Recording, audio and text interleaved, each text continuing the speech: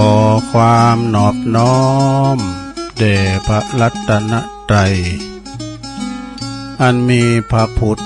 พระธรรมพระสงฆ์เป็นสรณะที่พึ่งขอกราบแนบไต่ไหวสาถวายความเคารพมายังครูบาอาจารย์พระมหาเถรานุเถระท่านเจ้าคณะพระสังฆาธิการพระภิกษุสามเณรเจ้าจุโตนจุองค์กุวัดวาอาราม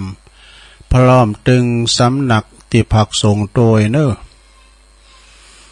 เจริญปอนมายังบรรดาปอออกไม่ออก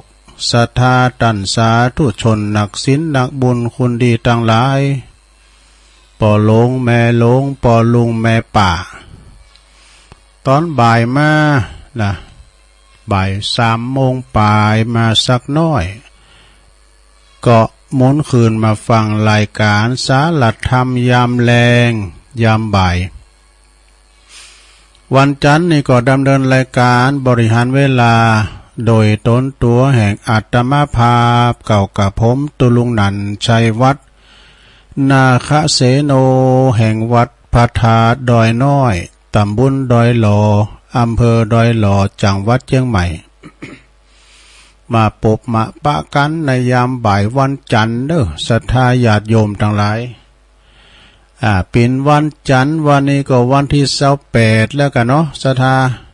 ของเดือนสิงหาคมก็ไก่ที่จะเสกเดินไปแล้วเนาะอาจจะไม่อยู่31วันเนาะคม31นี่นะเนาะยนใน30พันนี่ก็28มันลดหลั่นกันไปรวมกันก็เป็น12เดือนจะนั่นศรัทธาญาติโยมทั้งหลายวันเวลาลงเลยผ่านไปอยู่ติ๊กๆนะแต่เจ้านี่เจริญปอนกันนะเนาะอารุณสวัสดิ์อย่างอาจารย์ประครูว่าประเดี๋ยวนี้ซ้ำยามแรงมาเต็มแล้วประเดี๋ยวก็ถ้าคำไปก็เข้าที่รับที่นอนกันแน่หมอเนาะมนเวียนผ่านไปตะวันขึ้นแล้วก็ออกขึ้นแล้วก็ตกแล้วก็ออก วัฏฏะวนไปอย่างนี้เนาะสัทธาจากนาทีเป็นวันจากวันเป็นสัปดาห์จากสัปดาห์ก็เป็นติดหัวติดกับสัปดาห์อันเดียวกันนะกะดุจากติดก็เป็นเดินจากเดินก็เป็นปีนะจากปีก็เป็นกล้วยห้ามใจจากปีก็ครบ1 ปี แต่ละปีมี12 เดือนเนาะ ก่อนอื่นนั้นก็โดยประตังสถานีวิทยุคืนบุญต่างๆเกินเนอร์ที่เปิ้นได้ลิงก์สัญญาณนำรายการในสู่ถึงบ้านถึงจองของปอออกไม่ออกศรัทธาฟังกันทั้งบ้านทั้งจองจงเวลาตั้งแต่15 ถึง 17 นาฬิกาหรือว่าบ่าย3 โมงถึง5 โมงขอบคุณสถานีวิทยุคืนธรรมะของชุมชนวัดห้วยตองซัก FM 98.75 เมกะเฮิรตซ์เดอร์โซนไต่ซ้ายไต่นี่ก็ฟังกันไปขอบคุณสถานีวิทยุคณะสงฆ์อำเภอฝางจังหวัดเชียงใหม่ FM 100.25 เมกะเฮิรตซ์เนาะอำเภอฝางแม่อายชัยปราการก็ฟังกันหลงหลายนะแล้วก็ขอบคุณสถานีวิทยุคืนพระพุทธศาสนาการศึกษาและวัฒนธรรมวัดฝายหินเนอร์ FM 104.50 เมกะเฮิรตซ์องค์ขลุงในเมืองก็ฟังกันหลงหลายแผ่วหลายดอย ขอบคุณสถานีวิทยุมนต์เสียงธรรมวัดบุพารามอำเภอแม่แจ่ม FM 106.25 เมกะเฮิรตซ์พี่น้องแม่แจ่มก็ฟังกันหลงหลายนะฮะแล้วขอบคุณสถานีวิทยุบ้านทุ่งเรดิโอ FM 89.50 เมกะเฮิรตซ์สันป่าตองเนื้อของประดมพุทธวงศ์นะและขอบคุณสถานีวิทยุวิทยาลัยสงฆ์นครลำปางมจรลำปางเนื้อวัดบุญญาวาสวิหาร FM 106.50 เมกะเฮิรตซ์นะอันนี้ก็เป็นรายชื่อรายนามของสถานีคืนบุญต่างๆนี่สดาญาโยมกันมีเปิ้นลิงก์สัญญาณไปเฮาก็ไปไกลอาจารย์พระครูเปิ้นบอกว่าเหมือนกับเฮาขวางนะเฮ าควางบดิ้นกี่ก็ควางไม้ก็แอนแง่นหูจักแอนแง่นเหรอแอนแง่นควางไปนะมันตึกหันแล้วบ่ไอ้นะคุณที่หันควางต่อแถมมันก็กว้างไปไกลแถม เหมือนเอาสถายิงสถานีจากวัดปัตอ่าวจากวัดปากตั้งเจริญยิงไปเมืองฝางเมืองฝางหาปูนกับพี่น้องเมืองฝางก็ได้ยินโม่ได้สถาเนาะก็ต้องขอบคุณเนาะฟังกันตามระบบอินเทอร์เน็ตกันไปนะวันนี้มาปบกันแล้วบ่หือกาดแก้วเซเวลาตุลุงจะเอาอันชีวประวัตินี่มาว่าก่อนเนาะประวัติอย่างตุลุงก็จะเป็นมาในชาดกนะพระอคิทัตตะปุโรหิตนะออกบวชโดยลำพังนี่เป็นจะได้ก็ลองฟังก่อนเด้อคืออคิทัตเนี่ยเป็นปุโรหิตของพระเจ้ามหาโกศลเมื่อพระเจ้ามหาโกศลเสด็จที่วงคตคือเปิ้นได้ลงรับดับขันไปแล้วนะพระราชโอรสก็ได้เสวยราชแทนนะคือลูกของเปิ้นองค์ชายเปิ้นก็เสวยราชแทนก็ทรงพระนามว่าพระเจ้าประเสนาธิโกศลพระเจ้าประเสนาธิโกศลนี่ก็ยังทรงตั้งปุโรหิตนั้นเป็นไว้ในตำแหน่งเดิมอยู่นะแล้วก็ทรงแสดงความเคารพเหมือนเก่าเหมือนเดิมเนาะทรงด้วยว่าทรงหันว่าโอ้เป็นปุโรหิตของพระราชบิดานะคือเป็นคุณเก่าคุณแก่ของปอนะส่วนว่าปุโรหิตนั้นนี่ก็มากึดในใจว่าพระราชาองค์นี้ทรงเคารพเฮาเกินไปแล้วเขาลบนบน้อมเขาเกินไปวันใดวันหนึ่งเขาผิดพลาดกรรมเดียวนี่ก็จะเป็นอันตรายแก่เฮาเหมือนกันนะเขาก็บ่อาจจะระวังเขาก็บ่อาจระวังน้ำพระทัยน้ำพระฤทัยของพระราชาได้เป็นนิดไปนะเพราะว่าพระราชานี่ทรงพระเยาว์วัยยังเป็นหนุ่มอยู่ยังหนุ่มอยู่การเป็นพระราชาการเป็นพระราชานั้นก็รวมกับผู้ที่เยาว์วัยเสมอกันนี่ก็มันก็ไม่ใช่ทลากันนะแต่ว่าทรงพระเยาว์วัยพอชนมาอยู่ในไก่เคียงกันอันนี้ก็จึงสบายใจหน่อยแต่ว่าส่วนเฮาเนี่ยมันแก่แล้วนะเนาะโอ้เฮาก็ควรจะตัดสินใจออกบวชเป็นดาบทเป็นฤาษีนะเป็นชดินก็คิดอย่าอ่านแล้วก็เลยกราบทูลก็ทูลลาขอบวชเนาะออกไปบวชครั้งนั้นก็พวกบุรุษทั้งหลายนี่ก็บวชตามเป็นหมื่นคูณว่าดูโอ้เป็นหมื่นคูณนะการบวชในครั้งนั้นนะบวชตามลำพังแปลว่าบวชตามลำพังของตนเองนะโดยมิจ้อยมิซอยสมัยนั้นมีอย่างไรโดยว่าบวชตามลำพังเมื่อบวชแล้วเนี่ยก็ไปอาศัยอยู่ที่ในระหว่างแว่นแคว้นอังคะและมคตหรือมคทะนี่นะกับกุลุนะอันนี้เมืองมันติดต่อกันไปแล้วก็หือโอวาทพวกลูกศิษย์เป็นหมื่นเป็นแสนนะว่า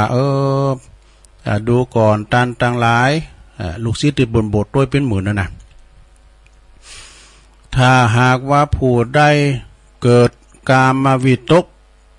เป็นต้นนะผู้นั้นไปคุณทรายเนอะมาเทลุงณที่นี่นะนะ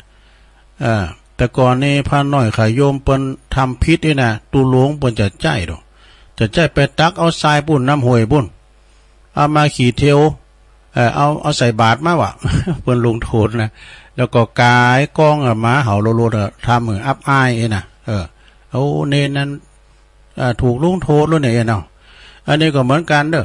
ถ้าว่าไผไม่เกิดความวิตกมานะผู้นั้นไปคุณทรายมาเทลุงตินนี่เด้อนะพวกลูกศิษย์ก็กระทำตามกับก็กระทำตามก็ปากันนะเวลาว่าเกิดกามบาวิตกมาแล้วเป็นตุนเนาะก็ได้ทำตามคำสั่งของอาจารย์ ต่อมาปลายหลังนี่จึงมีกองทรายใหญ่ขึ้นเป็นกองเจติยะของจิตดิทรายขึ้นมาดูปรากฏว่าก็ยังมีพญานาคตนหนึ่งเนอะชื่อว่าอหิชตะเนี่ยชื่อของพญานาคนะไปโหงแหนกองเจติยะกองเจติทรายนั่นไว้นะคือหักษาทรายเนาะพวกชาวอังคะมัคคทะและก็ชาวกุรุได้ไปถวายทานแก่นักบวชพวกนั้นทุกเดินเนอะแน่เพิ่นก็ไปทานกันกูเดินบะอาคิทัตนี่ก็ได้สอนคุณต่างหลายอันเป็นศิษย์นะทานทั้งหลายจงนับถือเนอะนับถือหยังพองหือนับถือภูเขานับถือดอยเป็นตีปึงเป็นสลานะตีปึงบะแล้วก็หือปากันนับถือป่าเขาลำเนาภายเนี่ยหือเป็นตีปึงแล้วก็ปากันนับถือโสนบ่อลำไยโสนธรรมดาเนี่ยหือนับถือโสนอันนี้เป็นสลานะตีปึงเนอะแล้วยังป้อด้วยนะแล้วก็ของพวกทานทั้งหลายนับถือตุ่นไม้ใหญ่เป็นตีปึงเนอะดูจึงจักปุ้นตุกทั้งโปงได้ดูนะทั้งใดสั่งสอนพวกลูกศิษย์เหมือนกันอย่างอี้ตัวนะเหมือนกันปฏิบัติตามอาจารย์นะต่อมาภายหลังพระพุทธเจ้าของเฮานี่บังเกิดขึ้นแล้วในโลกนะบังเกิดขึ้นแล้วในโลกนะพระพุทธเจ้าสมณโคดมของเฮานี่บังเกิดขึ้นแล้วในโลกนี่นะเมื่อทรงเล็งขายพยานพอว่าโอ้หันว่าอุปนิสัยของพวกอคิทัตนี่นะว่าจักได้สำเร็จเป็นพระอรหันตาเนอะกันมาเตียวถูกตั้งนะไอ้เนาะอันนั้นจะต่างป่นตุกเตอไอ้นะนับถือป่าเขาลำเนาภัยนับถือด้อยนับถือป่านับถือโซนอะไรย้ำใจเตยนะพอถึงเวลาเย็นแรงมาแล้วบอก็ตรัสสั่งพระโมคคัลลาอันเป็นอัครสาวกเนอะอันนี้เป็นมีฤทธิ์นักนะเอตัทกะในด่านมีฤทธิ์นะพระโมคคัลลาในมีฤทธิอิทธิฤทธินักนาปะป่านดำดินไปก้านี่เหาะขืนเฮินบุญอากาศสามารถไปดับไฟเปียวหมอนหก ได้หมดอ่ะก็มีบัญชาสั่งเหินพระโมคคัลลาเนี่ยเจ้าจงไปห้ามเนาะโมคคัลลาจงไปทรมานพวกนั้นเด้อนี่นะพระโมคคัลลาก็จึงได้บันดาลเนาะไปทรมานพวกชิตะนะบันดาลเนี่ยฝนหายใหญ่ตกลงมาว่าดูตกลงมาตีอยู่ที่นานของพวกนั้นพวกนั้นก็จึงว่าปากันลบเข้าไปอยู่ในพระบรรณศาลาของตนศาลาของตนก็คืออยู่ในตุนเดียวนะพระโมคคัลลาก็จึงเข้าไปปรากฏอยู่ที่หน้าประตูบรรณศาลาของอาคิทัตนี่เป็นหัวหน้าดูเป็นอาจารย์ของแล้วก็เรียกว่าอาคิทัตเนาะเมื่ออาคิทัตได้ยินเสียงเหล็กดังนั้นจึงว่าในโลกนี้มีไผมาเกยเอ่ยจือเฮาเด้อมีไผจะมาเอ่ยจือสามารถจะมาเอ่ยจือเฮาได้อันนี้มาเป็นไผมาเอ่ยจือเฮาได้นะนี่นะบ่มีไผเด้อในโลกนี้นะที่จะมาเอ่ยจือเฮาอย่างนี้ไหนนะจึงถามออกไปว่าอันนั้นน่ะท่านเป็นไผนี่นะ นั้นท่านเป็นไผพระโมคคัลลาก็ว่าก็ตอบว่า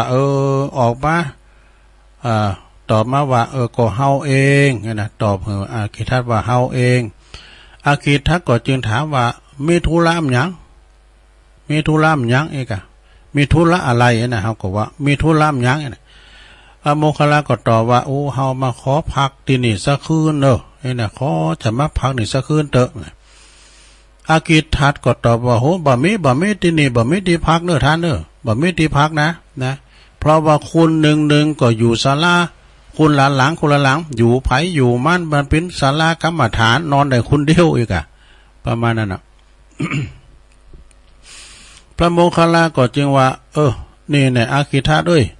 ธรรมดานี่นะมนุษย์เพิ่นก็จะไปหามนุษย์โคก็จะไปหาโค บรรพชิตก็จะไปหาบรรพชิตนะ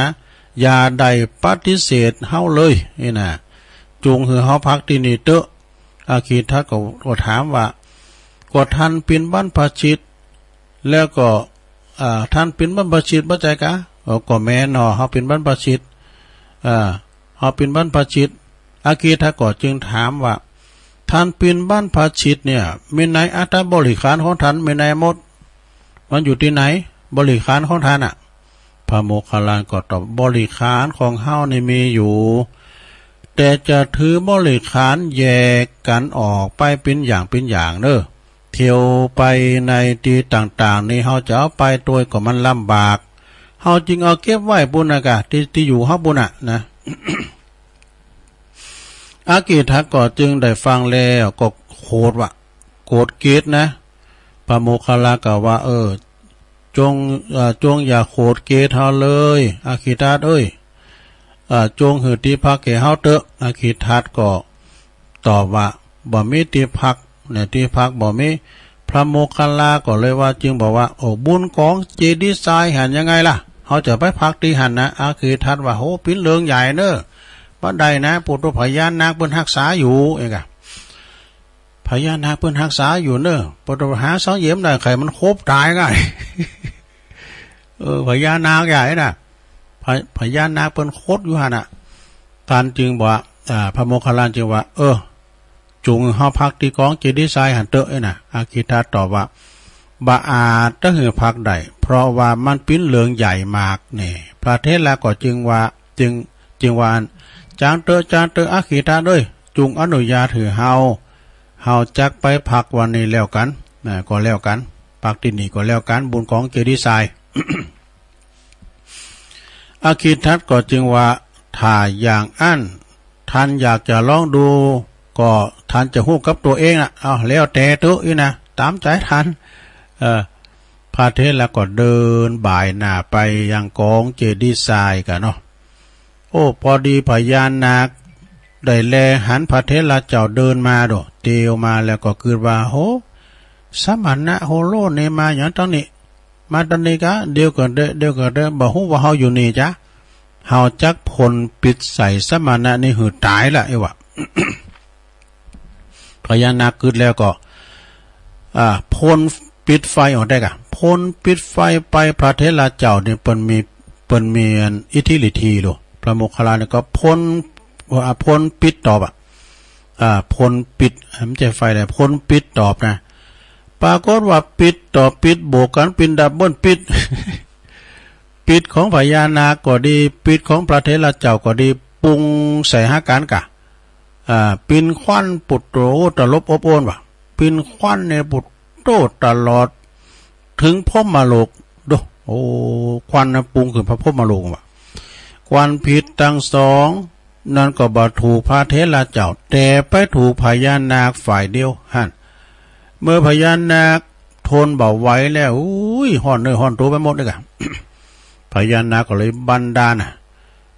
าลหือลุกปิ้นปิวขึ้นมาแหละไฟลุกปิ้นปิวมาละพระเทศเจ้าก็เข้าเตโชธาตุกะเข้าเตโชธาตุบันดาลหือไฟปิวตอบแถมเนี่ยไฟโบกไฟปิ้นดับเบิ้ลไฟทำแล้วไฟทั้งสองก็ปุงขึ้นไปถึงพรหมโลกทำแล้วดูแต่ก็บ่ถูกพระเทศเจ้าเลยแม้แต่น้อยเนอะปรากฏว่าไฟนั้นก็ไปถูกพญานาคฝ่ายเดียว ครั้งนั้นนี่ตัวพญานาคโอ้ก็ตัวก็เหมือนกับถูกเผาอ่ะนะพญานาคก็งอเหมือนกุ้งเผา พอโดนคบเพลิงอ่ะหมู่ฤาษีทั้งหลายก็ปากันมายืนดูโอ้เข้าใจว่าโหพญานาคเขานี่เน็ตแน่เนอะเผาพระโมคคัลลาแล้วได้เผาโมคคัลลาตายเสียแล้วอีโลเมื่อพญานาคสู่บ่ได้ก็ยอมกันนะ พญานาคยอมกันแล้วก็ขอนิมนต์พระเถรเจ้าขึ้นมานางบุญไปเด้อนะเปิ้นโคตรขนดเปิ้นโคตรบุญนางของเจดีย์ทรายไปส่วนตัวแห่งขาเองนี่ก็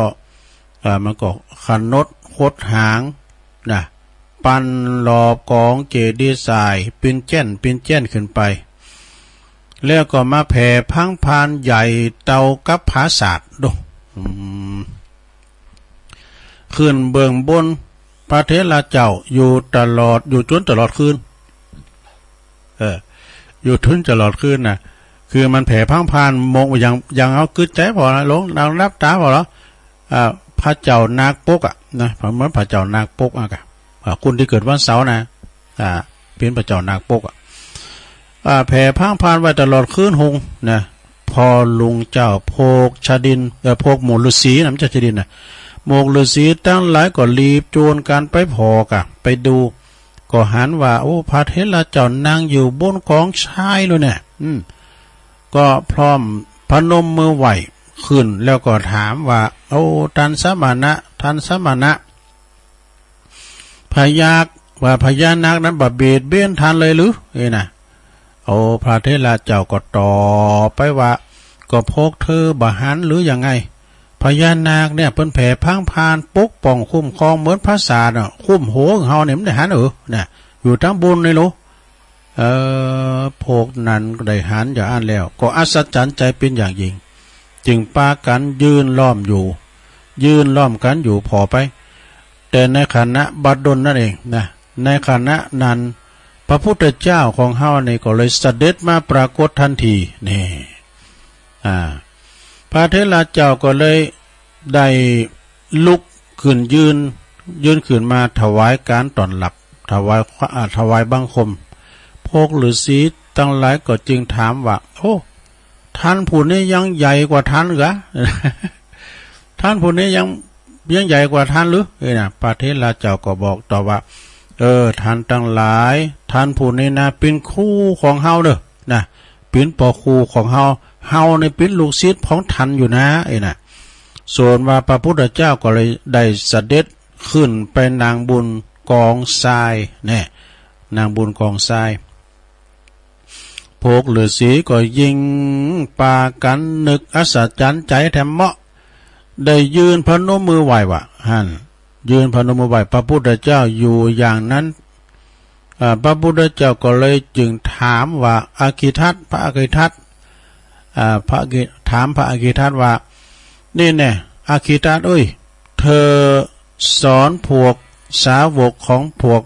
ของเธอว่าอย่างได้พองแล้วก็อุปถากของเธอน่ะสอนเป็นว่าจะอากิทัตก็ตอบทูลกราบทูลว่าก็ข้าพระเจ้าข้าพระองค์ก็เลย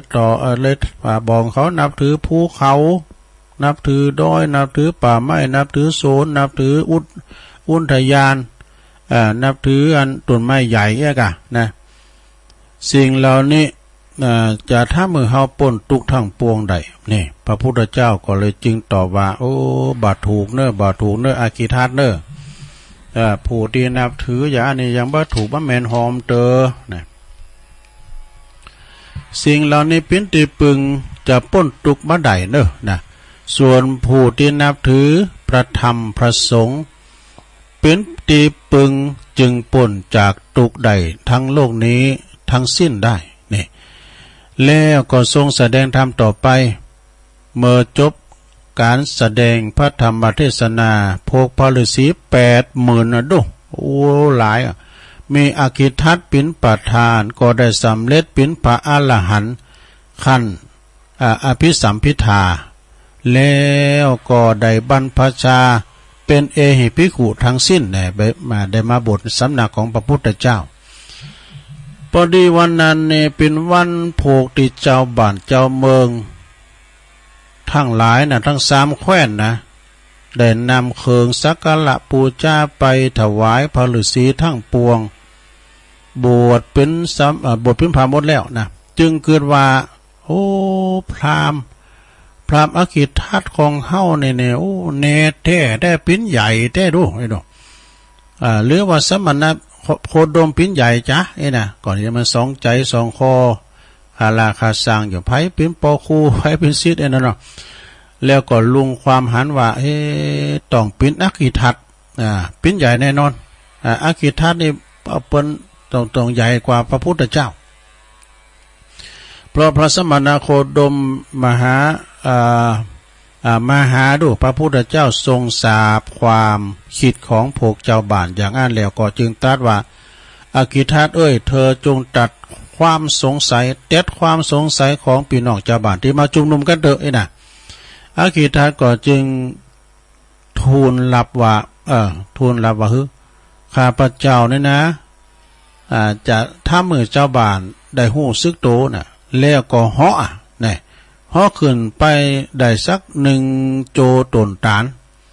แล้วก็ลงมาถวายบังคมพระพุทธเจ้า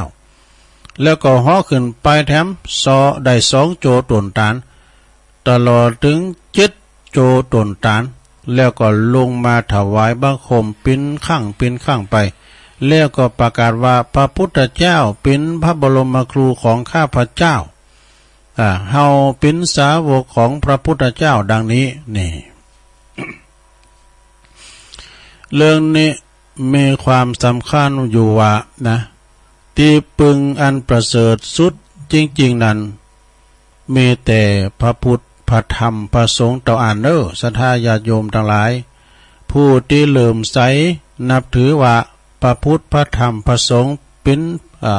ประเสริฐสูงสุดในโลกนี้ตั้งแต่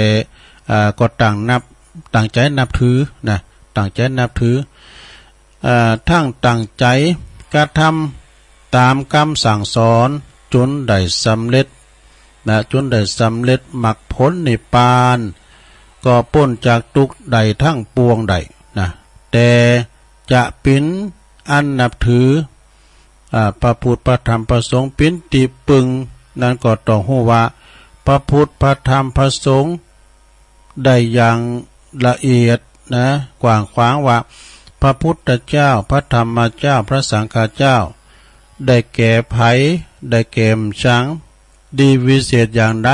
หู้เนอะนี่นะศึกษาไว้บ่ใจเพียงแต่เปล่งวาจาออกปากนับถือตามผู้อื่นเขานับถือเท่านั้นเองจบลงไปศรัทธาอย่าจมยาวเหมือนกันเนาะอันนี้ก็อาคิทัตเด้อจบลงไปนับถือภูเขาเราก็นับถือตุนไม้ตุนตอกนับถือตั้งเก้าไม้ใหญ่ก็ไม้ใหญ่กว่าปืนที่นับถือเหมือนกันนะเพราะว่ามีลูกค้าเทวดาอยู่กันเขานับถือนะไปอยู่ใดศรัทธาเอ้ยตีตุนไม้ใหญ่ในประวัติกันมีผีก็มีนกเก้าเขาพอล้อมก่อนนี่นะเปิ้นไปเล่งผีก็มีก็ก่อนเสาแล้วก็ไม้ใหญ่ไม่ลงนะเปิ้นไปเล่งผีนะก็ไม่ใหญ่ไม่ลงก็ไปที่ไหนก็ตามอำว่ากลางป่างงามไม้กลางตุงกลางหน้านี่สมัยแต่ก่อนนี่เอาไปเนาะการจะกินข้าวตอนในใส่ข้าวโจตีนี่ ใส่กุฏินะแม่แต่สุมาดเขาจะถ่ายนักถ่ายเบ้านะเขาก็ต้องขอกูกรรมขอจอดตีจอดแดนเนี่ยเพราะว่าครูบาเพราะว่าผีเนี่ยมีทุกหย่อมหญ้าดูโอ้ปิติดากูเนาะผีเนี่ยมีทุกหย่อมหญ้าเขาหันตูเปิ่มได้ในสดาเนาะการหันตูหันตนเปิ่มก็จะไปทำอย่างหนึ่งนะศรัทธาญาติโยมทั้งหลายยังมีเวลาแถมอยู่ก็เอานี่มาวามกรรมเนาะศรัทธาญาติโยมทั้งหลายนี่ก็ยาวเหมือนกันเนอะโมนิวาอะไรกันว่าหากชีวิตเฮาถือเงินทองเป็นจุดมุ่งหมายชีวิตนั้นจะมีแต่ความยากลำบากแน่เพราะว่าหากชีวิตเฮาถือบุตรธิดาเป็นจุดมุ่งหมายชีวิตนั้นมีแต่ความเหนื่อยล้าเนี่ยแล้วก็หากชีวิตเฮาถือความหักเป็นจุดมุ่งหมายชีวิตนั้นก็จะมีแต่ความเจ็บปวดเนี่ยหากชีวิตเฮานะถือการแข่งขันเป็นจุดมุ่งหมายชีวิตนั้นจะมีแต่ความตกต่ำหั่นศรัทธาหากว่าชีวิตของเฮาเนี่ยถือความเอื้อเฟื้อเผื่อแผ่ใจกว้างนะเอื้อเฟื้อเผื่อแผ่ใจกว้างนี่เป็นจุดมุ่งหมายชีวิตของเฮาจะมีแต่ความโชคดีมีสุขมีความใจกว้างเด้อศรัทธาบางคนเนี่ยคุณในปากเก็บนะโตแต่ว่าใจกว้างก็มีนะคุณปาก ให้แต่ใจกว้างก็มีเนอะสะท้าคุณอูดีแล้วใจแคบก็มี มันแตกต่างกันนะมีใจกว้างใจอบอ้อมอารีเฟ้อเพอแผ่แบ่งปันคนที่ตุกไล่เข็นใจแบ่งปันไปนะเปิ้นได้กินได้บริโภคไปนะเปิ้นตุกไล่เข็นใจเฮาปอที่จะมีเฟ้อเพอแผ่เปิ้นได้เอาใจเปิ้นมาใส่ใจโตเนาะเอาเฮาตุกเฮาอยากเฮาขอเปิ้นนี่นะก่อนในปิ้นละอ่อนนะโอ้ยขนาดชัดตั้งสักบาท2 บาทเนี่ยนะขอนะก็เปิ้นหือเนี่ยใจดีขนาดแหละกันไอติมมากลางกองเลยนะแม่เท่าน่ะก็เปิ้นจกเสือกล่อมก็เปิ้นเนี่ยมันถุงเสือมาอยู่ตั้งต้องนะการเปิ้นแต่งขันในโจ้ใจดีอันนี้ จะได้กินไอติมแล้วหากว่าเฮาถือถ้าว่าชีวิตของเฮาถือความพอเพียงเป็นจุดมุ่งหมายชีวิตนั้นก็จะมีแต่ความสุขเนอปอเปงนะลงนะคือเฮาเปงปอนะจะไปเฟอร์ประมาณนี้ไปก่อนนี่ฟุ้งเฟอร์เอาจะเป็นการลำบากใครมีความสุขกายสุขใจแบบปิ้นหนีเนี่ยมันตุกนะสดากุตุลุงก็เคยปิ้นหนีมาละพระพุทธเจ้าเพิ่นตรัสไว้ว่าอินาตานังทุกขังโลเก การปิ้นหนีนี่ปิ้นตุกในโลกนะเนาะยิงเปิ้นปิ้นหนีนะโอ้ยสดาก็เป็นดีอินดูเปิ้นนะเป็นดีอินดูเปิ้นหากชีวิตเฮาถือบุญปิ้นถือบุญคุณปิ้นจุดมุ่งหมายชีวิตของเฮาจะมีแต่เมตตานี่สดาเพราะว่าคุณปฏิบัติกับคนอื่นเช่นใดคนอื่นก็ปฏิบัติคุณเช่นนั้นนี่อันนี้นะสดาอย่าโอดเนอะแม่หลวงเขาจะไปโอดเนอะแม่หลวงเนอะหนึ่งจะไปโอดอ่างว่าโอ้เงินของคุณเนี่ยในโรงอย่าไปโอดอ่างเงินของคุณในโรงพยาบาลเพราะมันเป็นเพียงเศษกระดาษ1 แผ่นเท่านั้นดู 2อย่าไปโอดอ่างงานที่คุณทำเพราะเมื่อบ่มีคุณก็จะมีคนอื่นนะจะมีคนอื่นมาทำอีกทำหืดได้ดียอดเยี่ยมกว่าคุณอีกที่ทำ นะข้อที่3นะหลวงเนอะอย่าอวดอ้างบ้านจองของคุณเพราะเมื่อคุณไปแล้วเนาะมันก็กลายเป็นหั่งของคนอื่นต่อไปเป็นของลูกของหลานไปกันเนาะ4อย่าไปโอดอ้างว่ารถของคุณเนี่ยเป็นรถเบนซ์ก้ารถ BMX BMW ก้านี่นะเพราะเมื่อว่าคุณจากไปแล้วกุญแจรถของคุณก็อยู่ตกเป็นของมือของคุณเป็นสมบัติของคนอื่นกันต่อไปเนี่ยมีสิ่งเดียวที่คุณจะอดอ้างได้ก็คือสุขภาพเนี่ยลงเนอะมีสุขภาพพลานามัยสมบูรณ์แข็งแรงได้เพลินของได้เพลินกับชีวิตดีมีสุขภาพดีนะเตียวได้ไปปิ้นเปิ้นไปได้ไปเปิ้นกินได้กินมีสุขภาพสมบูรณ์แข็งแรงเนี่ยกำมันเฮาแข็งแรงนะบาดเจ็บโผเขาแข้งขาไอ้นะโตไปไหนก็ได้นะดีดพืดๆนะเลอะเปิ้นถูกโหยกันเนอะนะจงดูแลสุขภาพจงดูแลรักษาตัวเองให้ดีเนื่องจากอะไรบ่อาจเข้ากันได้ แล้วก็ราคาสุดแพงที่สำคัญคือไม่มีของให้นี่มีของให้นะสดาจบพอดีจบพอดีเนอะสดาเนอะต่อไปตุลุงก็จะขอประกาศข่าวสารงานบุญแล้วจะมาตักตังลายเด้อพระเจ้าตุลุงตักตังลายก็ติการ์ตูนเข้ามาเนี่ยติการ์ตูนเข้ามาถึงโผตุลุงก็จะอ่านไปตามลายนะเด้อได้ก็อ่านได้ก็โทมติดตัวตักตังลายมานะเดี๋ยวตุลุงก็จะอ่านทั้งลายนะก็จะไปลืมเด้อศรัทธาในวันที่16นะแต่คืนเนี่ยฟังพระครูเขาเนี่ยปรดว่ายังว่าเป็นวันที่17อยู่หนำใจเนอะเปิ้นเลินมาแล้วเป็นวันที่16กันยาเนอะเดินหน้านี่นะเปิ้นจะมีการต้านสลากหลงต้านสลากเตียนปุณนะ ดอยนางแก้วเนาะ ที่ดอยนางแก้วอีกก็แล้วกันนะฟังง่ายดีพระจัดต้านไปหาในกวงก็ดีเจ้าแม่นางแก้วก็ดีนะในแม่น้ำกวงแม่น้ำลาวนะในกวงในลาวนะนางแก้วอีนะก็แปลงกันไปได้ก็ขอคุณละ2 กัน 2 กุยเนาะเอาตาลเข้าพัดถาดหันให้กุยหนึ่งเอาออกเบอร์ให้กุยหนึ่งอีนะ ในวันที่16นี่ศรัทธาญาติโยมเปิ้นก็จะมีกิจกรรมเด้อศรัทธาจะมีหยังพองก็จะมีเทศนำเทศธรรมอานิสงส์สลากภัตตาหารแล้วก็จะมีการโอกาสเว้นตาลไปจะเอาเข้าไปถวายเพลก้านี่ศรัทธาก็ห่อไปด้วยกันเหนียวห่อไปเอาว่าจนเตมันก่อนนี้กินสลากในเปิ้นจะถวายเพลดอกเปิ้นตาลก่อนเพลว่ากินได้ก๋วยสลากหน่อยกะ กินได้ก๋วยสลากแต่อันนี้เขาจะต้านช่วงตอนบ่ายนะศรัทธาเนาะเอาก็กันเหนียวไปผ่องพระจะไปเอาโฮงตาลไปเปิดก็ไปนะแล้วก็ไผจะเอาตาลไปหาญาติกาวงศาหรือว่าจะตาลหือกับพระเดชพระคุณถึง2ที่เปิ้นริเริ่มสร้างศาลากัมสังกานะอาจารย์เจ้าคุณมหาทรัพย์ก็ดีพระเทพวิสุทธิคุณก็ดีนะก็ไปปักตุนกุยเนอะตั้งคณะกรรมการคณะทำงานเปิ้นจะแปลงตุนกุยอันนี้เอาปักถวายอุทิศถวายแก่พระเดชพระคุณเนอะอีน่ะเนาะแล้วก็ถ้าว่าเอากล้วยตาลมา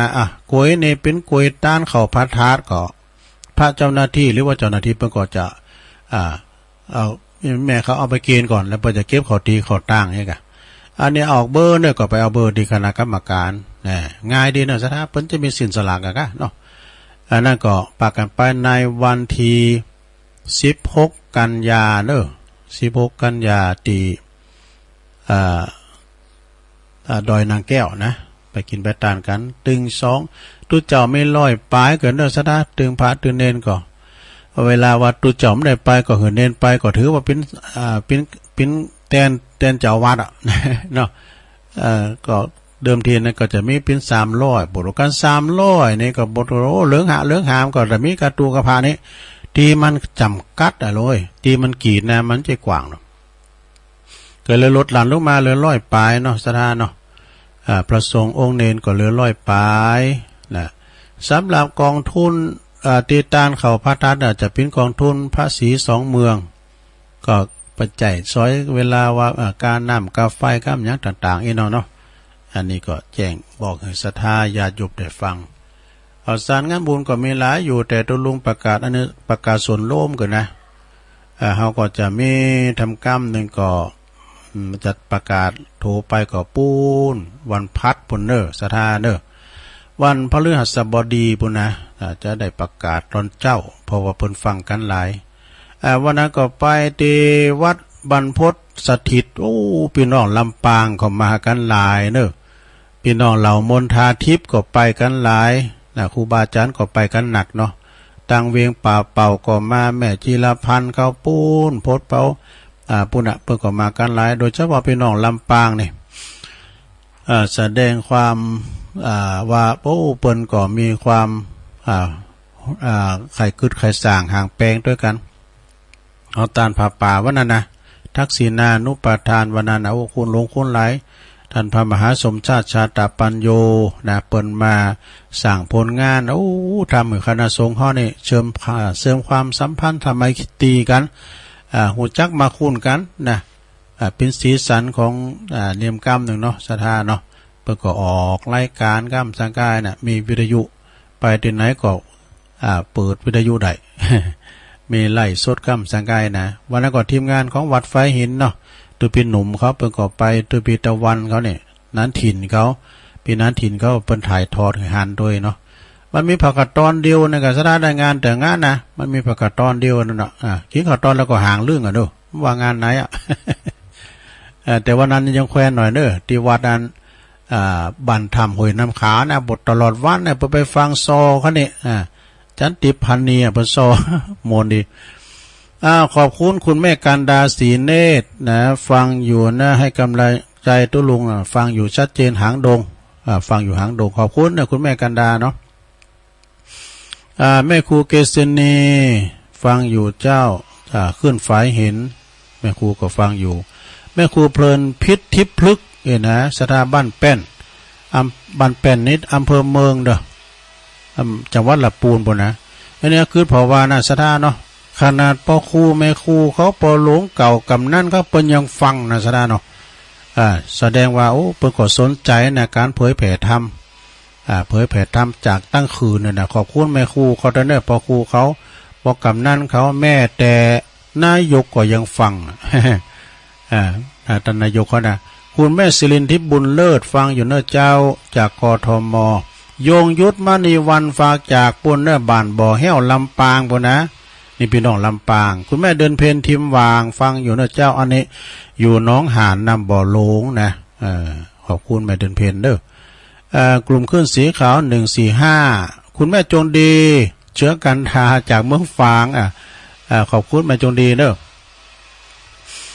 แล้วก็ขอบคุณโยมยุพินหอมอลาปีน้อยนี่ฟังอยู่จากแม่โยกกลางเวียงเชียงใหม่เด้อกลางเวียงเชียงใหม่แต่เจ้าก็เมตตาธรรมอาจารย์พระครูอภิวัฒนวิกรมแต่เจ้านี่มันดักไปกรรมนะเพราะว่าอินเทอร์เน็ตเขาลุงมาจากฮื้อมั่วนาตัวลุงก็อาจารย์พระครูบอกว่าปิดใหม่แล้วก็เปิดใหม่ปิดแต่กรรมเปิดใหม่ดีเลยเจ้ามันขาดไปกรรมตอนที่โฮเล่โฮต่อนะตัวลุงก็ใจแสนตึงไม่ได้จัดได้ไงนะ อาจารย์พระครูโทรมาว่าปิดแต่ก่อนตัวลุงแล้วก็เปิดใหม่ก็ดีเลยนี่ให้พี่จีดูชมรมสกาย64ตัวเนอร์แล้วก็โยมนวลสิริหินเขียวนะอันนี้เปิ้นโทรมาตักมาตังไลน์ก็เพียงต่ออีกเด้อตอนไลน์เมื่อเจ้ามาแรงบ่ไลน์เก่าตอบนี้ไปก็จะลองเช็คคืนเช็คสายหลบแหลกเนอชงแหลกพี่น้องศรัทธาจะโทรมานะแจ้งผลการรับฟังอยู่ตั้งใดผลห้องแห่งห้องตั้งใดก็ลองโทรมาเนอะโทรมาที่เบอร์0899556506นะสายแหลกเข้ามาแล้วตั้งใดจ้าเจริญปอนภาษาเจ้าตุลุงแม่อยู่ตั้งใดแม่ทิมจ้ะแม่ทิมเนาะแม่พิมพ์ป่าเดชเจ้าป่าเดชดอนใจฟังเจ้าแล้วเนาะเจ้าโอ้เด็กยินดีหลายๆเนอะเจ้าสาธุ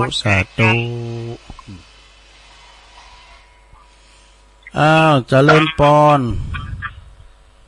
นมัสการเจ้ารีบกอบรีบกวย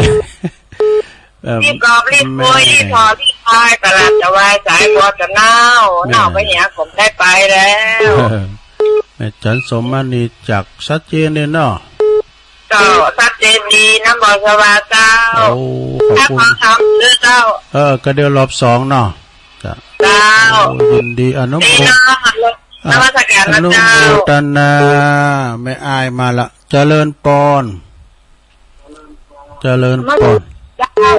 ยายพรยายพรในมือแม่นแต่ล่องวัวแดงทั่วกุตุน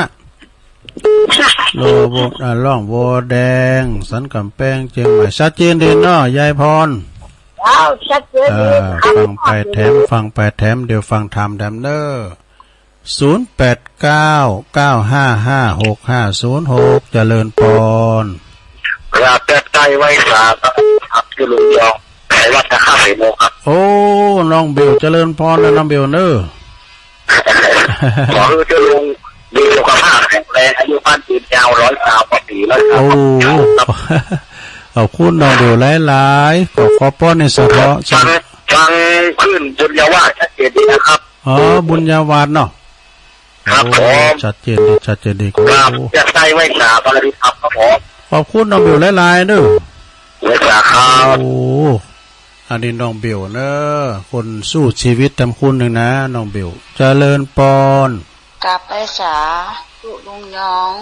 พระชนันพระชัยวัฒน์นาคาเสโนเจ้าแม่บุญพินมา เจ้าฟังตู้ลุงประจำเนอะแม่บุญที่เป็นก็ให้หน้าให้ตาไป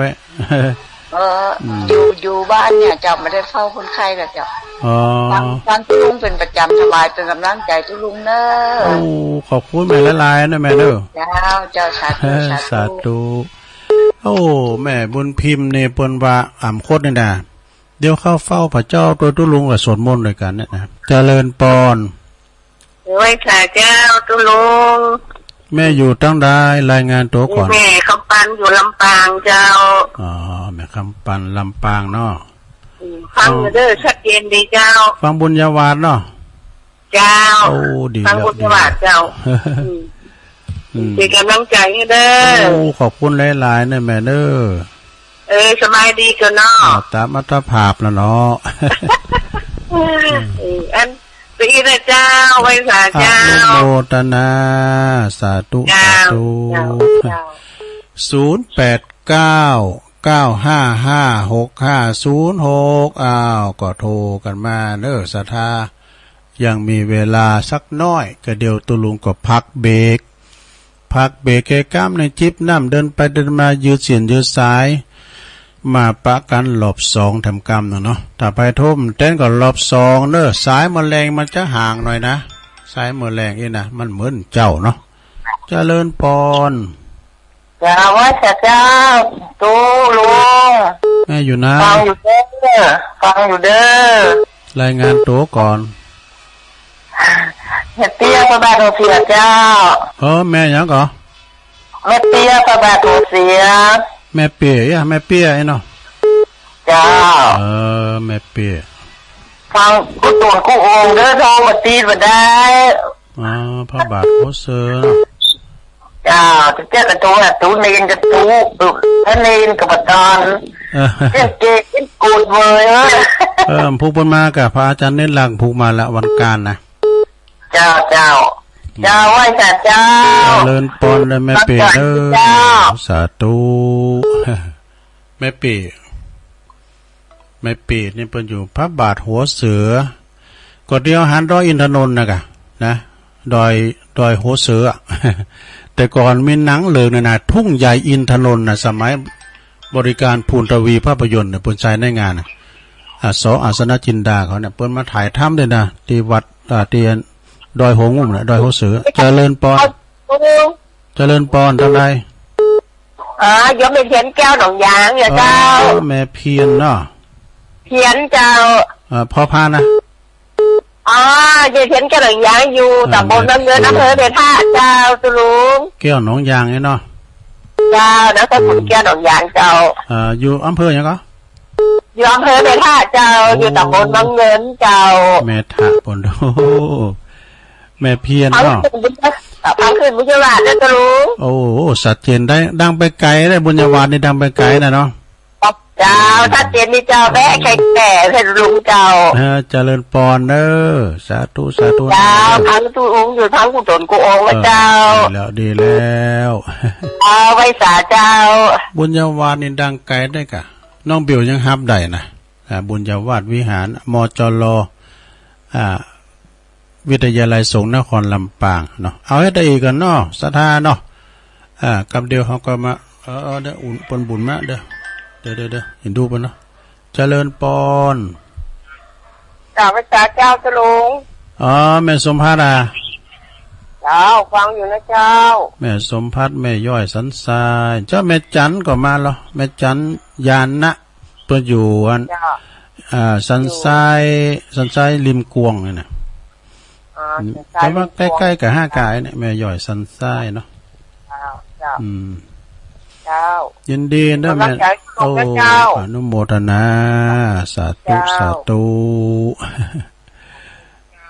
เอาให้ตาอีกก่อนเดี๋ยวเรามาฟังกันใหม่เนาะตุลุงผักจิบน้ำในกำหนึ่งก่อนแล้วก็เดินไปเดินมายืดสินยืดสายกำเนาะเดี๋ยวปากกันไปฟังหมุนขึ้นไปในเดินเดี๋ยวจะเล่านิทานน้ำอยู่นะเจริญปอน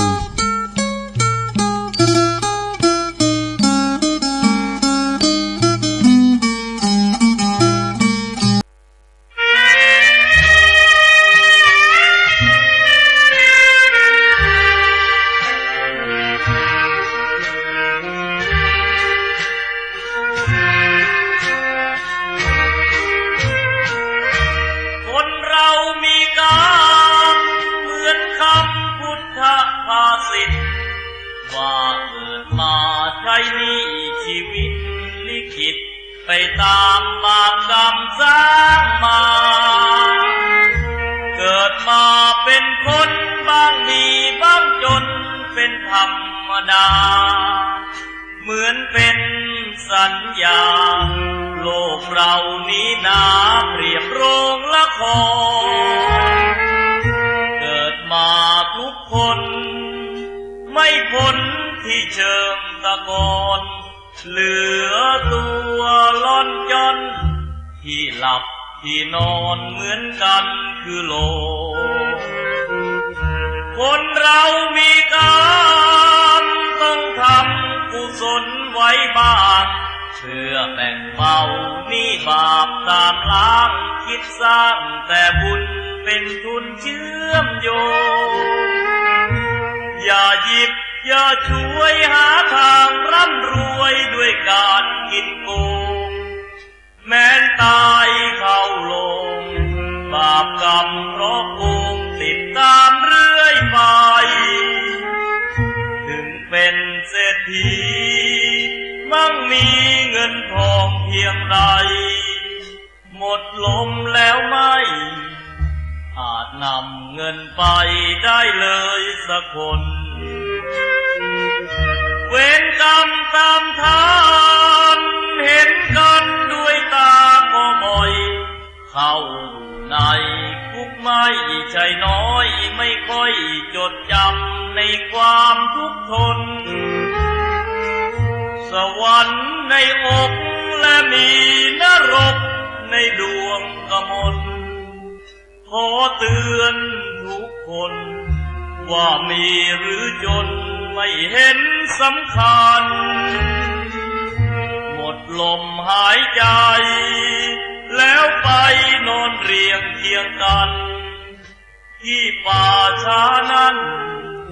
ไม่พ้นมือฉันพวกสับเปลือ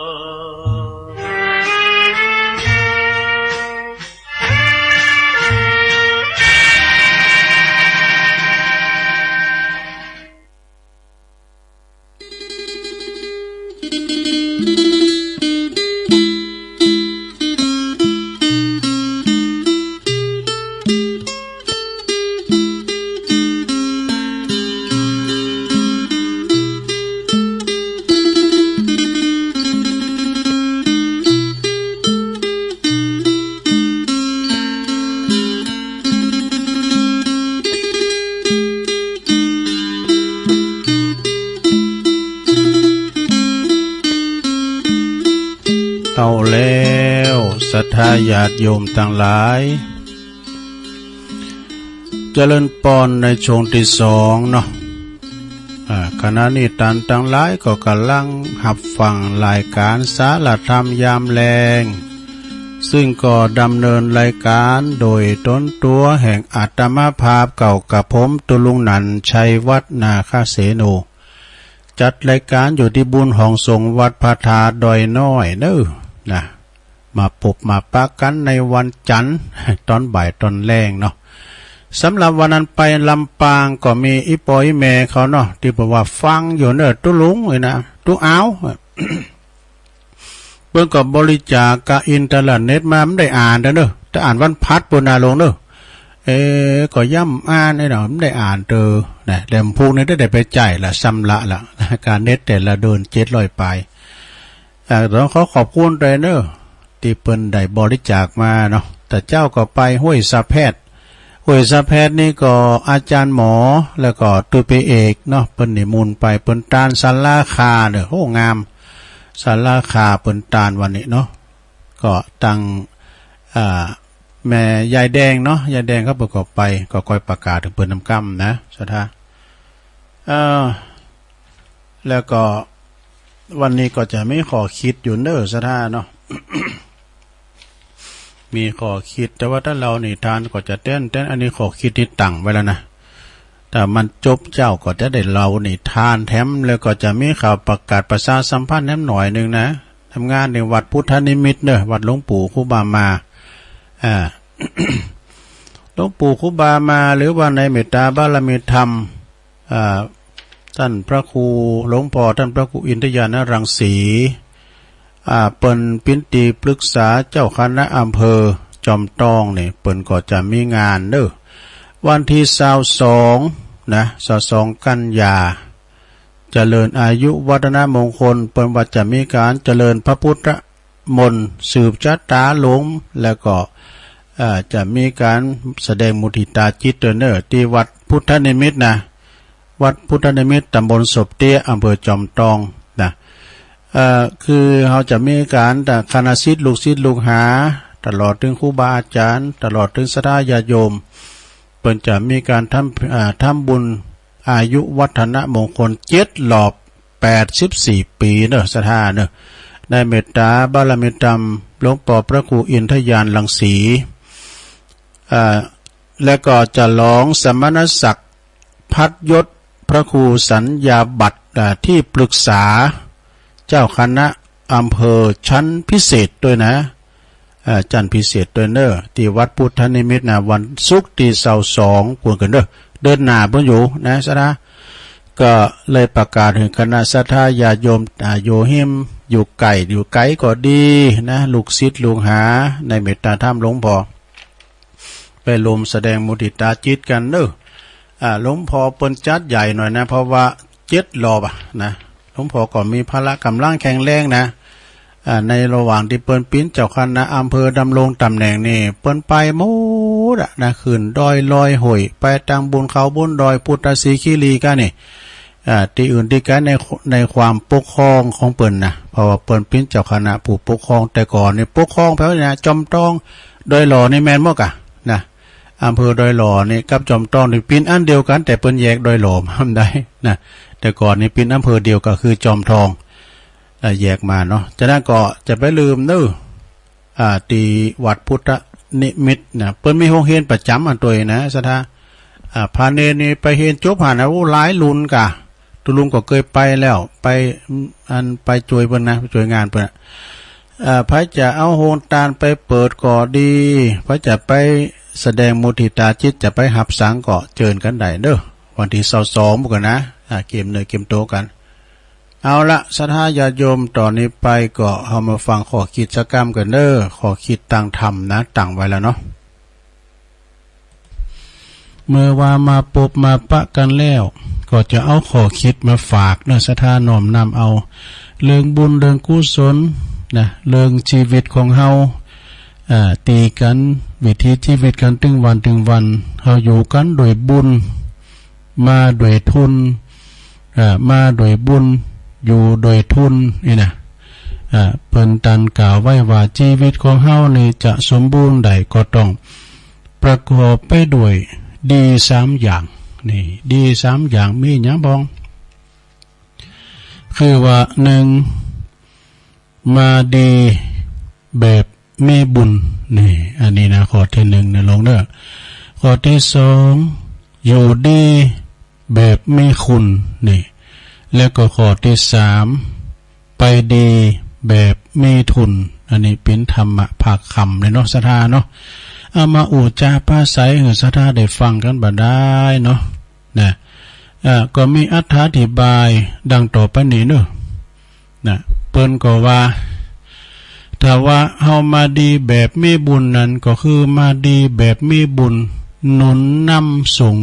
ให้สุขสบายเนี่ยคุณเฮานี่มันจะเหมือนกันนะศรัทธาเนาะบางคนเกิดมาก็ทรัพย์สินสลิงคารเต็มไปด้วยข้าวของเงินทองให้นาปาตั้งสมบัติภาษาทานบริวารญาติมิตรนี่อันนี้มาด้วยแน่บุญหนุนนำให้สุขสบายเนาะมีทรัพย์มีบริวารถึงพร้อมมีร่างกายก็ครบอาการ32ประการนี่นะคือว่าเป็นคุณสมบูรณ์เช่นที่ว่าเป็นเรียกว่ามาแบบมีบุญเพราะคุณเฮานี่จะเกิดมาเป็นมนุษย์นี่มันก็ยากเนาะศรัทธาเนาะแต่เฮาได้มาเกิดเป็นมนุษย์ไปพ่อก็มาปบใส่ของกินของต้านนี่มาปบใส่ลมเงาของพระพุทธศาสนาอันนี้ก็เป็นบุญอย่างยิ่งเด้อบ้านอื่นเมืองไกลเพิ่นยังได้ทำบุญเหมือนเฮาได้ทำบุญแล้วก็เพิ่มปิติยินดีเนี่ยไปกินหันไปต้านนี่อันนี้ก็เป็นบุญนะ มาแบบมีบุญเมื่อว่าเฮามาแบบมีบุญแล้วก็ต้องอยู่แบบมีคุณคุณยังแล้วก็ไปดีแบบมีทุนด้วยเนี่ยมีซ้ำอย่างไปอยู่ดีแบบมีคุณนั่นก็อยู่แบบไหนคืออยู่โดยทำหน้าที่ของตนเองให้ถึงพร้อมหน้าที่มีอย่างพองก็ทุกคนเกิดมานี่ก็มีหน้าที่ธรรมะคือหน้าที่ที่จะต้องรับผิดชอบแล้วก็ปฏิบัติต่อกันอย่างเช่นว่าเป็นลูกเนี่ยเป็นลูกก็มีหน้าที่ของลูกนะก็มีหน้าที่ของลูกพ่อแม่ก็มีหน้าที่ของพ่อของแม่ไปแล้วก็เป็นครูบาอาจารย์ก็มีหน้าที่ของครูบาอาจารย์ไปเป็นยังก็ตามเด้อเป็นยังก็ตามก็มีหน้าที่ทั้งนั้นเป็นพระเป็นฆราวาสญาติโยมหรือว่าเป็นสามีภรรยาจนกระทั่งไปถึงเป็นนายกก็ดีเป็นสสเป็นสวเป็นผู้ว่าก็ตามเด้อก็มีหน้าที่โดยการทั้งนั้นเด้อศรัทธาเด้อเนี่ยการทำหน้าที่ของตนนี่ถึงพร้อมทุกอย่างนั่นก็บ่บกพร่องได้เจว่าอยู่ดีแบบมีคุณนะอย่างลูกก็ทำหน้าที่ของลูกเนาะต้องช่วยเหลือพ่อแม่ยังตัวน้อยอยู่ก็ไปศึกษาหำเฮนเอาวิชาความรู้ใส่ตนได้ก่อนนะหรือว่าเป็นผู้มีอุปการเป็นผู้ตีตอบแทนบุญคุณของปอจวยเหลือเฟื่อไฟ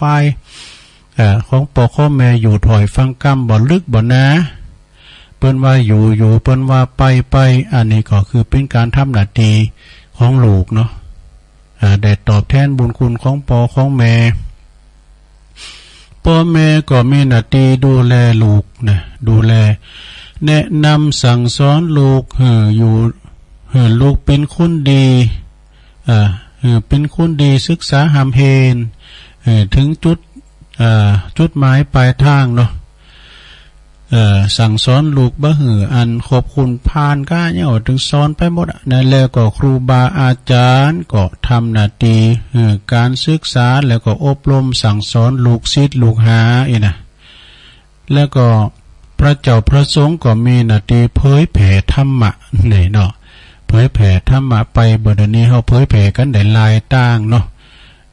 จะพอตั้งโทรศัพท์จะฟังตั้งมือถือก็ได้หมดสาธุเจ้าครูบาอาจารย์พระสงฆ์องค์สามเณร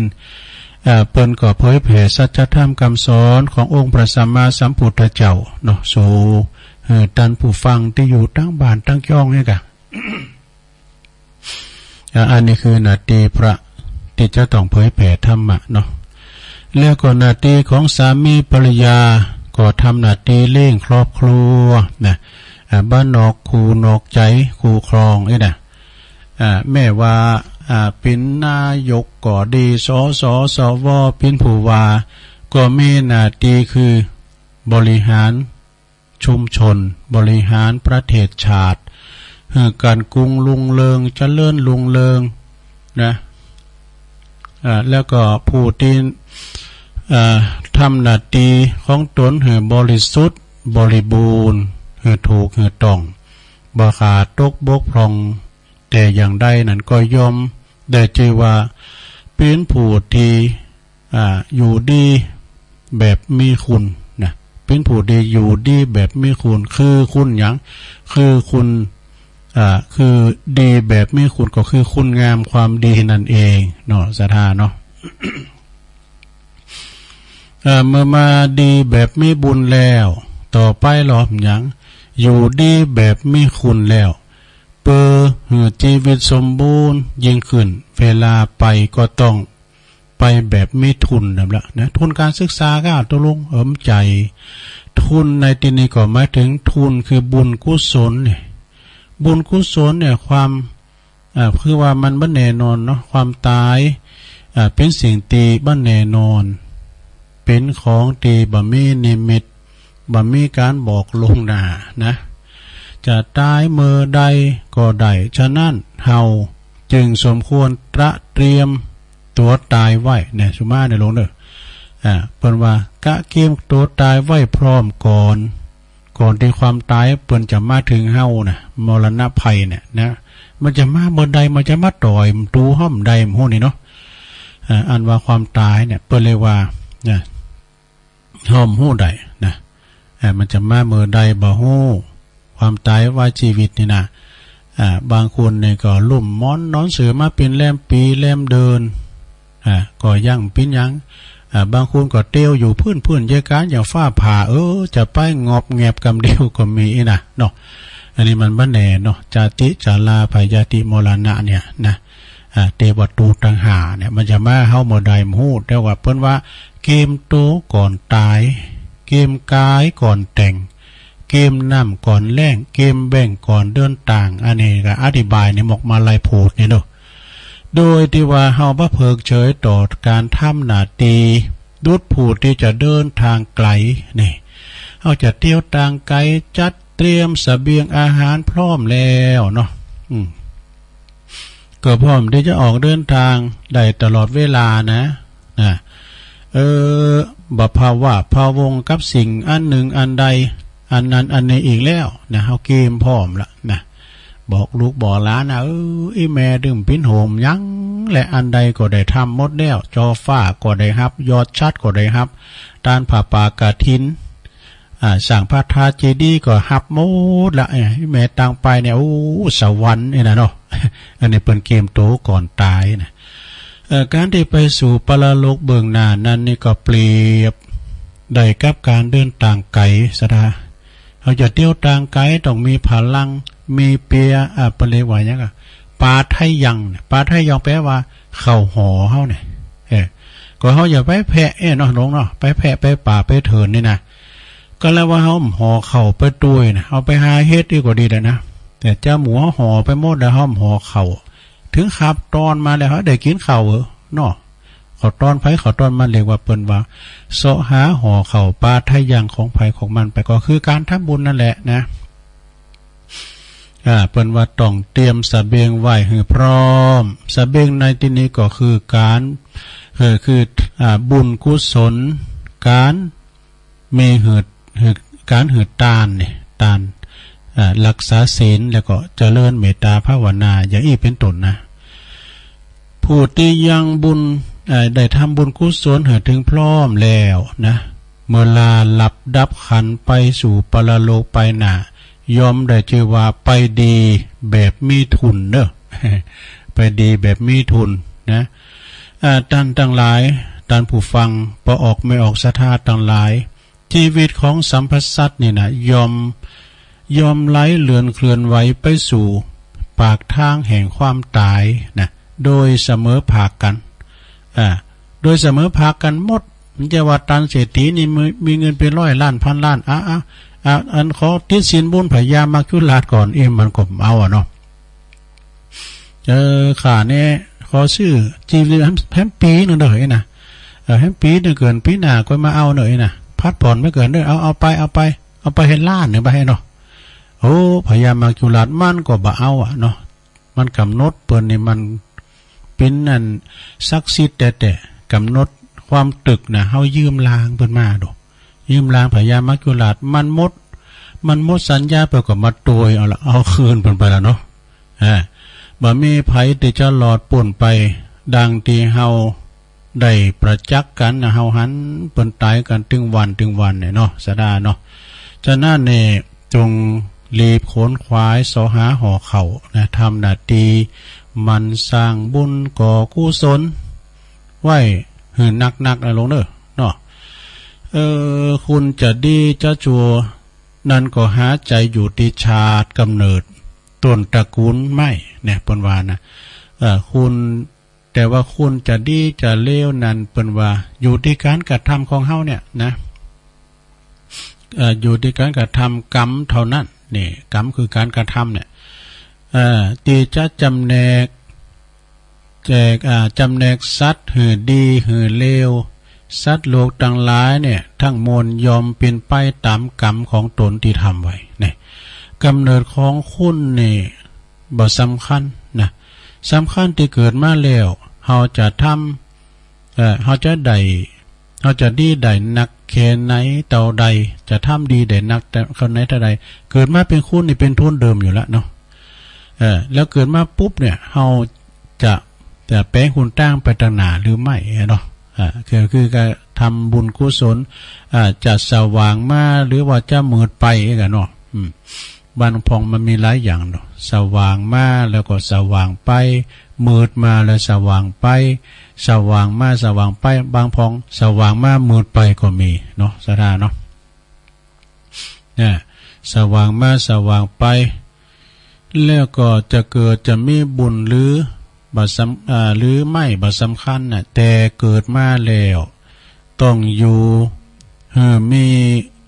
มีคุณแล้วก็ต้องทำแบบมีทุนมากขึ้นมากที่สุดนะประมาณนะเนาะมากที่สุด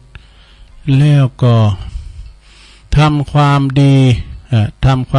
นั้นก็พึงทำบ่อยๆวะนะสถานเนาะทำบ่อยๆเต็มตรงนักนะทำบ่อยๆแต่ทำหน่อยแต่บ่อยๆเนาะอย่างสโลแกนของพี่เป้าหนุ่มเดิมบางสายันสัญญาเขาบอกว่าไงเขาบอกว่ารักสายันน้อยๆแต่ให้รักนานๆนะ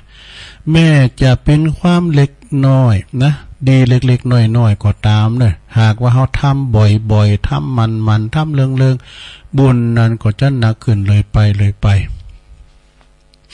เปรียบเหมือนดุจภาชนะเปล่าที่ปิ้นหมอปิ้นตุ่มปิ้นหายอยู่กลางแจ้งการมันโคบมามันก็มีอาการท้องง่ายขึ้นนะฝนตกใส่นะทีละยศทีละหยาดก็ยังติ้มด้วยน้ำชันใดการทำคุณงามความดีนั่นก็ดุจเช่นเดียวกันนะมันทำบ่อยๆก็เกิดจนเกิดเป็นนิสัยเป็นว่าอย่าลืมว่ามีเพียงคุณงามความดีเต่าอ่านเด้อที่จะติดตามเกื้อกูลเฮาไปนี่เกื้อกูลเฮาไปถึงไหนเอาเปิดก็จะติดตามเฮาไปช่วยเหลือเฮานี่มีความสุขทั้งในโลกสองโลกนี้ก็โลกหน้าก็คือโลกสัมปราภพเน้อสถานี่อันนี้เป็นข้อคิดเน้อสถาเน้อเอามาเสนอแนะให้สถาได้ฟังกันก็จบลงไปเสนอสถาได้ฟังกันนะเป็นข้อคิดในธรรมให้สถาได้ฟังกันในตอนนี้ก็สถาญาติโยมถึงตอนนี้แล้วก็ยิบยกอนิวามกรรมหนึ่งก่อนเอานิทานธรรมมาสักกรรมเนาะนิทานธรรมนี่ก็ป้อยาวเก่าได้รับความเมตตาจากอาจารย์ท่านพระอาจารย์จำเริญโชติธรรมโมปูนเมืองฝางเปิดมอบหมายถวายตลุงเมินละเศรษฐีชั่วข้ามคืน กุณณถะชาดกนะณเมืองปาละณเมืองสาวัตถีเนอะเศรษฐีประทับใจคุณอยากจนตีนำภัตตาหารมาถวายวะนะนำภัตตาหารมาถวายพระพุทธเจ้าแม่แต่ตนเองก็จะลำบากอยู่แล้วก็จึงหือทรัพย์แก่คุณอยากจนนั้นนะหือทรัพย์แก่คุณอยากจนผู้นี้มากมายนะพระพุทธเจ้าหันการพระพุทธเจ้าหันการเป็นเช่นนั้นจึงตรัสชาดกเหล่านี้นะคือพระภิกษุฟังความว่าในอดีตนั้นพระตถาคตของเฮาเนี่ยเสวยพระชาติเป็นเทวดาวะนะสถิตอยู่ณที่ต้นไม้มะหุงกำหุงนี่มันมีแต่ไทยแล้วได้กำหุงก่อนนี่เปิ้นจะเอาปลูกตามโหตามห้าวนะกำหุงโหเนี่ยแล้วก็เอายางมันก้านี่แล้วก็เอามาเป่าปิ้นโป่งหงนะเอามาเป่าปิ้นโป่งแล้วก็มาสิงสถิตอยู่ที่ต้นละหงนะอยู่มาวันหนึ่งในพระเจ้าพรหมทัตจัดมีงานลื่นเริงขึ้นในเมืองกะเจ้าบ้านเจ้าเมืองก็พากันไปบวงสรวงเทวดาโดยเครื่องสักการะบูชามากมายในตอนนั้นก็มีใจอยากจนผู้หนึ่งเนอะใครอยากจะถวายเครื่องสักการะ เช่นกันเนอะก็ใครถวายแต่เนอะนะแต่ก็ตั้งเนอะตั้งตัวมีแต่ขนมล่ำนะมีแต่ขนมล่ำเท่านั้น เป็นว่าตั้งเนื้อตั้งตัวมีเพียงขนมลำเท่านั้นนี่นะใจผู้ยากจนนั้นก็จึงประกาศถวายเทวดาประกาศถวายเทวดาพอคิดว่าโอ้ของตีถวายมีมูลค่าต่ำล่ำไปกับขนมล่ำเดียวจากนั้นก็บันนานสักตอนใดเนอะบันเมื่อนานสักใดเทวดาจึงปรากฏตัวเนี่ยบอกว่าเมื่อทันอุปการะเฮาแล้วเฮาจักอุปการะทานเด้อนะเจตนาผลตกแล้วหรอ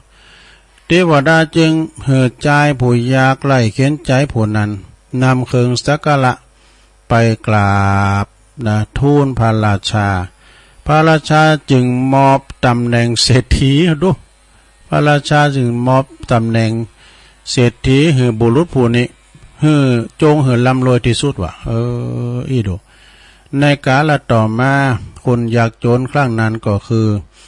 คนยากจนแล้วก็ส่วนเทวดานั้นก็คือองค์พระตถาคตข้อคิดเรื่องนี้เปิ้นสอนหัวความตั้งใจในการทำทานมีการมากกว่าราคาสิ่งของอีกคือหมายความว่าราคาสิ่งของน้อยนิดก็ตามแต่ว่าเจตนาเนาะเจตนาเป็นตกเลยนะโตมันมากมายกว่าของตีราคาต่ำนะเจตนาเป็นตกแล้วนะบางผู้บางคุณเนี่ยนะสัทธาญาโยมของเขามันหน่อยนี่เขาต้านมาอีนะเจตนาเขาตกแล้วถึงได้บุญได้กุศลเนาะตุกตานี่หอมอย่างกับหอมเศรษฐีนะปวดตัวแผ่นดินประไว้อันนี้ก็คือเป็นการต้านเนื้อสัตว์จะต้านหนักต้านหน่อยตามแต่เจตนาศรัทธาเฮานะการเฮาต้านโดยเจตนาเนี่ยจะได้พาลาอานิสงส์หนักหนาปาป่านแต่ว่าเฮาต้านว่าโอ้ยสูก็อีป้าอีมาเขาเนี่ยเขาตุกเลยเขาเนี่ยเปิ้นทับสังคุ้นแก่นนะเอา2 แก่นป่ะอย่า อันนี้เอาเล็ดเอาปีเปิ้นนะเนาะแฮมอย่างเนี่ย12 วิธีฝึกเป็นคนคิดทางบวกคิดบวกในคิดดีนะคิดตั้งลบในคิดบดีนะเพราะว่าข้อที่1เพราะว่าเฮยยิ้มโอ้ศรัทธาการยิ้มแย้มแจ่มใสนี่นะมันเป็นการที่ลงทุนหน่อยแต่ได้กำไรหนักเด้อคนใดที่ยิ้มแย้มแจ่มใสเป็นผู้ที่มีอารมณ์ดีมองโลกในแง่ดีพอโลกอันสดใสก็ถึงยิ้มได้แต่คุณตุกเนี่ยน่าโศกนะถึงยิ้มซะเตอนะเสือยิ้มอยาก ข้อที่2เนี่ยทบทวนสิ่งที่ดีๆในชีวิตของเฮานะชีวิตของเฮานะวันนั้นแต่ว่าวันซื่อเนี่ยทบทวนสิ่งดีๆนะเฮาได้ไปต้านหยังไปต้านผับป่าที่ไหนปุ่นวัดบรรพตสถิติมหาท่านมหาเสาแก้วสมมาเลยมหาสมชาติชาตปัญโยก็เฮาก็ทบทวนบุญเฮาก็ได้แล้วนะทบทวนสิ่งดีๆในชีวิตเฮาข้อที่3หือรางวัลกับตัวเองเฮานี่ชนะใจตัวเองล่ะเนี่ยข้อที่4เนอะศรัทธาเนอะข้อที่4เลิกเป็นคุณขี่บนนี่ลงจะไปแซมเนอะใครเป็นปุ้ยเล็ง ลูกมาเจ้าเปิ้นย้ำลูกก็ได้แต่แซมเหมือนลูกกับหลานนี่นะคุณเฒ่าเนี่ยเปิ้นหักลูกหลานหักมันอยากซะหน่อยคุณเฒ่าปากหวานลูกหลานหักคุณเฒ่าปากหนักลูกหลานจัง ได้เยอะข้อที่6เนี่ยลงเนี่ยอยู่ไกลๆก็คนที่คิดบวกเนอะนี่อันนี้คือมันไปต่างเดียวกันศีลเสมอกันศรัทธาเสมอกันความคิดก็เหมือนกันนี่นะข้อที่7อยู่ห่างๆกับคนคิดทางลบเนี่ยคิดลบนี่บ่ดีเลยนะข้อที่8อ่านธรรมะคำคมข้อคิดนะตัวหลวงจัดเอามาอ่านแล้วสัมเตอกับเปิ้นสูงมาพองอาจารย์นิพนธ์สูงมาพองญาติโยมทั้งหลายเปิ้นสูงมาพองเอาออกอากาศสดาเผยแผ่นะก็ความจริงนี่เปิ้นก็หาอ่านกันหมดที่เปิ้นมีมือถือ iPhone กัมสังไงนะ แต่อินดูอีปอยแม่ตาสีตาสาเฮาก็ได้ฟังตุว่าก็อ้อละน่ะเฮาก็เอามาเผยแผ่ทำกรรมเนาะเผยแผ่ศรัทธาได้ฟังกันทำกรรมนึงน่ะอ่านธรรมะคำคมข้อคิดคำคมข้อคิดอย่างกรรมบักเก่าแต่กับกรรมบักเก่าว่าจะเอามาว่ากรรมบักเก่าเล่าความหลังอย่างต่างๆนี่นะประสบการณ์ต่างๆเนี่ยมันเป็นบทเรียนมันเป็นความหูเป็นประสบการณ์เฮาแต่ศรัทธาอย่างว่าเฮาเตียวมาจัดไกลแล้วเลี้ยวพอตั้งหลังแล้วปุดโถเฮาเตียวทางมาจัดไกลได้ชีวิตเหมือนการเดินทางเนาะเรือนล่างเหมือนที่อยู่อาศัย เฮาจะจากเฮิรนเฮาไปได้เฮาเนี่ยเนาะเฮาเป็นผู้สร้างเฮิรนนะประวัตินะการเฮิรนเฮารู้เฮาปังแล้วนะอยู่ได้เฮาก่อนนี้ออกจากเฮิรนนะก็คือไปสู่ภพหน้ากันต่อไปนะเรียกว่าเฮามีความภูมิใจดีเฮาเตียวมาได้ถึงขนาดนี้บางคุณนี่ศรัทธาญาติโยมมันก็บุญไผบุญมันบางคนเปิ้นต้นนางอยู่บุญกองเงินกองทองแต่ว่าได้บุญนางบุญหล่อเขียนเนี่ยนะก็ชีวิตก็บ่สมบูรณ์สักเท่าใดแต่บางคนในตุกไล่เขียนใจแต่เปิ้นมีภาระกำลังนะบาดเจ็บป่วยเมยไข้ซักเติมได้ไปโรงยุกโรงยาอันนั้นก็บุญของเปิ้นเนาะจัดแล้วปังหลังอาจจะเป็นหมอยาอาจจะเป็นหมอยารักษาคุณจ้านะมันจกไปบุญมันโรคภัยไข้เจ็บเนี่ยความจริงนี่ก็60-70มันก็ฮู้มีฮู้มอมานะเนาะ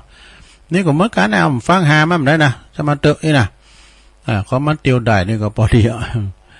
คิดถึงคุณที่ลำบากกว่าเฮานี่ข้อที่เก่านะเฮาหมออีนะคุณที่เปิ้นลำบากกว่าเฮาก็ยังมีนักนาป้าป่านนะอย่างเฮาเจ็บหมออีนะเอาคุณที่เปิ้นเจ็บเลยเฮามาเนาะบางคนเปิ้นยังเตียวไปในบ้านใดนะเฮาก็เอาเปิ้นเป็นหมอกกันเนาะข้อที่10จอยผู้อื่นให้เป็นสุขเนี่ยเปิ้นทุกข์ไล่เข็นใจก็เปิ้นสบายหรือว่าเปิ้นมีอันจะกินแต่ว่าเฮานี่ปอดที่จะมีอยู่ก็แบ่งบายเพราะละแบ่งปันน้ำใจคือกันและกันมาที่เปิ้นลำบากกว่าเฮานี่ยังมีเยอะแยะมากมายเอาก็แบ่งปันนะแบ่งปันความสุขให้เปิ้นนะแล้วก็ต่อไปข้อที่10จอยเหลือผู้อื่นให้เป็นสุขข้อที่11หยุดความคิดลบนี่ข้อที่12ฝึกสมาธิว่าหั่นเปิ้นว่าฝึกสมาธิเด้อก็คือเฮาก็ไหว้พระสวดมนต์แล้วก็ฝึกสมาธิก็ทำจิตใจสงบระงับสักกรรมนะคือเฮานั้นได้อยู่ได้เกิดถึงปุถโธไปเปิ้นว่าสมาธิหรือว่านางภาวนานี่อาจารย์วรรณชัยบอกว่าพอตัวเก่านะพอตัวเก่าพอตัวเก่าเพิ่นจะได้ก็คือการฝึกฝนภาวนานั่นเองฉะนั้นศรัทธาญาติโยมวันนี้มาปบมาปะกันก็สิ่งละอันพันละน้อยอูจาปาใสซึ่งกันและกันไปวันนี้เป็นวันจันทร์ในวันที่30เนาะพี่น้องผู้สูงอายุก็หาท่านนายกเพิ่นจะป้ามาไหว้พระธาตุดอยหน่อยพี่น้องตำบลใดตำบลอย่างก็นี่ลืมไปแล้วหลวงพ่อว่าทุลุงเกียมตัวนะตั้งเครื่องดีๆนะเพิ่นจะมาที่วัดพระธาตุดอยหน่อยนะหานแก้วตำบลหานแก้วเนาะเพิ่นจะมาโอ้เพิ่นมาไหว้มาว่าไปต้นมาเป็นเดินบ่แล้วก็หาเนาะก็ยินดีต้อนรับเด้อศรัทธาญาติโยมไผจะมาแอวมาแหวงก็ได้แต่ว่าในวันติดเนี่ยเขาคูณขึ้นวัดหลายเหมือนกันเด้อก็โดยมาก็มาไหว้มาสามาพอเส้นทางการเดินทางของพระแม่เจ้าจามเทวีนะก็เชิญเนี่ยมาพอทิวทัศน์เนี่ยก็ได้เนาะมาวัดพระธาตุดอยหน่อยแต่มาหาผูกตุลุมอยู่เนอะปะดุเย่อย่างตัวแล้วเพิ่นมาอยู่พูดเนี่ยเราไปจ่ายกันเน็ตก่อนตะกี้ก็มีสายเข้ามาเนอะศรัทธาเนาะแม่พิมพ์ป่าแดดเนอะป่ ป่าแดดดอนชัยก็ฟังอยู่เปิ้นก็ฟังกันหลายอยู่แม่จันสมมานีจักอันนี้หลังกาดแม่สาวปุ่นน่ะไม่อายปุ่นเด้ออำเภอไม่อายนะแม่อายก็ฟังกันหลายแถวอันปุ่นน่ะแม่สีโนนสีจมเขาปุ่นแสนตุ่นโมงก็โพสต์ไปทางดอยลางปุ่นน่ะโอ้สักวันจะเอาเพลงดอยลางมาเปิดกันเด้อไอ้โหนงอาจารย์โหนงบนห้องไว้ สายที่สามก็ยายพรล่องวัวแดงสันกำแป้งเจียงใหม่สายที่สี่ก็น้องเบี้ยวขอบคุณน้องเบี้ยวเนอะที่โทรมานะนักศึกษาเปิ้นมานี่ก็มาเห่าไว้นะนักศึกษานี่ก็ไปดันใดมันวนไปวนมาเห็นเจ้ามันสอหาไปจ้ะนักศึกษาปลอดใจ ก็เล่งไว้เห่าจะมาได้โลเนาะได้ยินอยู่ก็ น้องเบลเนาะแล้วก็สายที่หาก็แม่บุญพินอ่ำโคตรจากแม่ริมเนออันเดียวกันกะแล้วก็สายที่เจ็ดก็มีแม่บันสายที่หกก็แม่คำปันจากลำปาง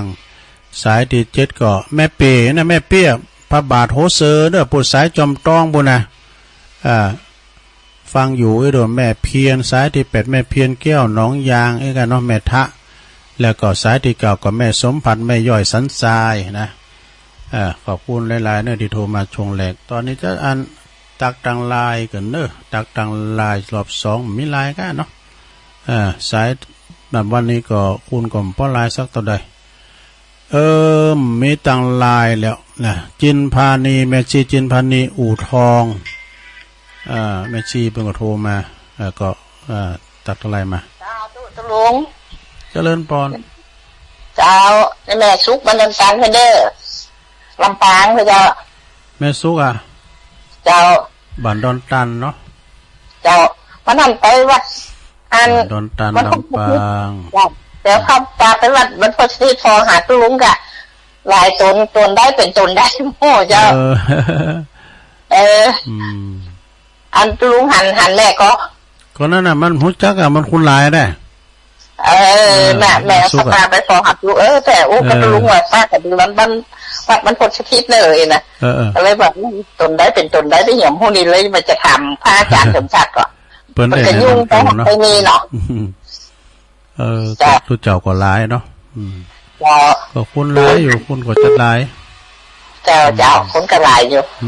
วัดเปิดก็งามเนาะเป็นป่าทั้งนั้นเจ้าตุลุงก็มาแหละตุลุงก็ไปเหมือนกันเนอะตุลุงก็ไปตานตัวเปลือกเจ้าแม่ก็เป็นขอบคุณแม่ซุกเนอะแม่ซุกเนอะเจ้าสาธุเจ้าทั้งอยู่เด้อกำลังใจทุกขอบคุณหลายวันจันทร์ผู้กับวันการก็ฟังพระอาจารย์เน้นหลักปัญโยนันเนอะวัดสันเหมิงผู้กับเป็นมาวันการเจริญปอนแม่เจ้าตุลุงเจ้าโอ้แม่อยู่ไหนแม่สีพันแม่โจเจ้าแม่สีพันแม่โจเนาะยินดีเนอะขอบคุณหลายๆแต่ตัวนี้แบบนี้โทรหาตัวนี้ลืมไปแล้วเจริญปอนแม่สีพัน0899555656แต่ว่าวันที่ไปลำปางนั่นนี่ก็ไปไหวไปสาครูบาอาจารย์วัดศรีภูมิมานะท่านพระครูอุดมเนาะสิริทัศน์นี่กะก็ชั้นเพลด้วยกันโอ้อาหารเพลบนหนักเนอะวันนั้นนะอาหารเพลเจริญปอนเจ้าฟังอยู่เด้อแม่น้อยท่าโทกะเจ้าแม่น้อยท่าโทกอะไรก็อะไรแม่น้อยท่าโทกลำปางเนาะฟังเบอร์ใดฟังบุญยวาดเนาะฟังบุญยวาดเลี้ยงลำก็ลำกันสลีหม่อมจืนไปหำหมอมั่มเดียวไปใส่เลือดเจ้าโอ้ดีก็ก็ไปเจ็บเป็นยืนอุ่นก็ไปพบปะหมอเนาะแม่เนาะตัวลุงก็ซ้ำเดินไปเติมเดี๋ยวนี้ก็ห่างไปพอ อันนี้ก็ปุ่นตุลาคือ30ถึงเดือนนึงโอ้นี่ก็28ตุลาพุ่นเนาะครับน่าเป็นนะขอบคุณแม่น้อยเด้อแม่น้อยท่าโทกเนาะจ้ามากพลับเนาะยินดีหลายๆปะกันหลายกะแม่ฟองปงดอนเขาด้วยแม่สังเงมเขาก็มาเจริญปอนคือหอดเขาเปลี่ยนติดตัวลงว่าไปที่ไอเปิ่นที่เป็นหามขึ้นรถอ่ะเดี๋ยวแม่ก็เป็นนั่นเนี่ยนั่งรถเข็นไปว่ะเตียวถึงมาได้เนาะกระดูกทับเส้นนะตัวสงอีลุงเนี่ยก็ถามอีน้อยมึงไปขึ้นนั่นเบี้ยคนพิการนะกะโอ้ยเจ้าก็เป็นสองจังหวัดนี่นะลุงพี่เนาะไปที่ไอเปิ่นนั่งรถเข็นเนี่ยตัวลุงนักกะบ่อยู่ไปกะลักอ่ะนางหันไว้แล้วนะต้นได้นางเพื่อรถวิวอพุ่นน่ะนะนอนไปเนาะแม่ตายปี65เดือนธันวาพอดีอ่ะตอนนั้นเป็นอยู่จำมันวัดหมอฤาษีพอดีเนาะลูกตึงมาได้ก็ลุงปวดคอหายหน้ามาอยู่ดีไม่ซุกอ่ะเนาะเจ้านึกถึงตุลุงว่าไปที่ไอเปิ่นเจ้าก็ว่าไปที่ไอเปิ่นพอดีก็นั่งรถเข็นไปหมอลาเนาะไปอ่ะก็นี่อยู่ดีไม่ซุกแล้วตุลุงอยู่ดีไม่ซุกกับเนี่ยเนาะเจ้าสัตว์ตัวเจ้าดีหลายๆเด้อแม่บัวบุญอันนี้เปิ้นอยู่ป่าล้านบุญเด้อประจำบ้านโยมสมพรเขาปิติมครับบุญนะป่าล้านป่าเมิดตะปูนก็ฟังกันหนักกันหลายเด้อตังป่าล้านป่าเมิดไปตังสันทรายเนาะเจริญปอนฮัลโหลไอ้สาเจ้าฟังอยู่เนอะแม่หยังแม่บัวคำเมืองฝางเจ้าแม่บัวคำอยู่เมืองฝางบ้านหยังบัวฝางมาได้โคบัตานเดินโคบัตานเจ้าแม่บัวคำอยู่บ้านหยังก่อบ้านแมงงอนที่เล็ก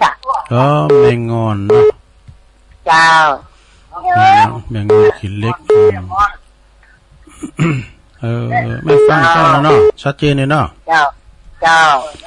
แม่บัวคำแมงงอนขี้เล็กวันนั้นไปก้าพระบาทอุดมอ่ะก็มันมีไปคนเดียวก็ไม่ได้รถมันไกลเหมือนกันนะเป็นยังฟังเพิ่นถ่ายทอดเนาะเข้าไปนะเจ้าปุ้นเนาะทำกรรมก็อายุหลวงพ่อพวกกะปีหน้าเนาะยินดีแม่บัวคำเด้อเจ้าว่าเจ้า0899555656ไปทางหน้านุ่งสูงซองเด้อห่างต่ำหลายตีหลายตั้งถ้าแสนตุ่นมือเจริญปอนเจ้าไว้สาเจ้าแม่บุญปานะเจ้ามาละศพเตี้ยเจ้าเจ้าก็กายมาหากะเจ้ากายไปบ้านแม่บุญปานั่นไปห้วยสะแพทไปวัดห้วยสะแพทอาจารย์หมอตุปีเอกเปิ้นนันตาลสลาคายะท่านเพื่อนเราก็มาฮะไปตอนแรงนี่ค่ะไปตอน8 โมงกะอันไปเจริญพุทธมนต์แล้วก็ตานถวายตานแล้วก็ปีกะฉันเพื่อนแล้วก็ไปเจ้ายกมือไหววัดไปอยู่เนาะศพเตี้ยท่านพระครูหลวงพ่อเนาะเจ้าขอบคุณแม่บุญปันนางๆเด้อเจ้าไว้สักเจ้าแม่บุญปันกับเพิ่นผุนนำบุญนะปุตโตวันนั้นไปเมืองฟ้านี่หากันตู่กันเด้อตำบลศพเตเนี่ยคงเป้ากันนี่นะโอ้คุณเป็นหลายเนอะเปิดฟังกันหลายนะศพเตี้ยจอมต้องกันเนี่ยนะบ้านดอนแก้วบ้านดอยแก้วตำบลดอยแก้วเนาะเจริญปอนแม่ไอ้สัเจ้าแม่ยังจ้าเทวดานักแต้วแม่แดงเจ้าแม่แดงไม่แจ่มเจ้าพี่น้องแม่แจ่มฟังอยู่เนาะแม่แดงเป็นตัวแทนตอนปะนาแทนแล้วเจ้าเป็นกำลังใจตู้ลุงนะเจ้าขอบคุณแม่แดงนะกันหลายๆเด้อไปไหว้ศาลในเมตตาบารมีธรรมอาจารย์ท่านพระครูปลัดบดินทร์ศีลสังวาโลด้วยเนออาจารย์เบิ้มนะวัดกูปัตตานเราปัตตานยินดีแม่แดงเด้อมีการมีงานก็ไปปะกันแถมต่างงานแม่แจ่มนะโดยมาก็จะไปในคืนเครือข่ายของอาจารย์เบิ้มนี่แหละนะท่านพระครูปลัดบดินทร์ศีลสังวาโลเปิ้นมีกิจกรรมหลายแล้วเวลาว่าเปิ้นมีกินมีทานก้ากฐินผ้าป่า อย่างต่างๆอลังการเนี่ยเวลาเพิ่นมีการมีงานนะคุณหลายหอนักเรียนก็มาพอนักเรียนพวกเรามากันหลายเจริญปอนเอาไว้สายเจ้าตุลงอันนี้แม่พี่สมัยลำปางเลยเจ้าพี่สมัยที่วันนั้นน้ำจังกะเจ้าวันนั้นตุลงวัดคำกับเจ้ามาถึงสัก2 โมงนี่กะบ่ายโมง2 โมงเจ้าบ้านนั่งแล้วก็มาเนาะบ้านนั่งแลนะแม่เนาะเจ้าบ้านนั่งแลเจ้าบ้านนั่งแลก็ฟังเลยเจ้าเนาะกับบัดติดเนาะติดแล้วเหรอโอ้สายจะตัดสลายเจ้าว่ะเนาะเจ้าเป็นกำลังใจในเจ้าบุญทักษาเด้ออนุโมทนาเด้อสาธุเจ้า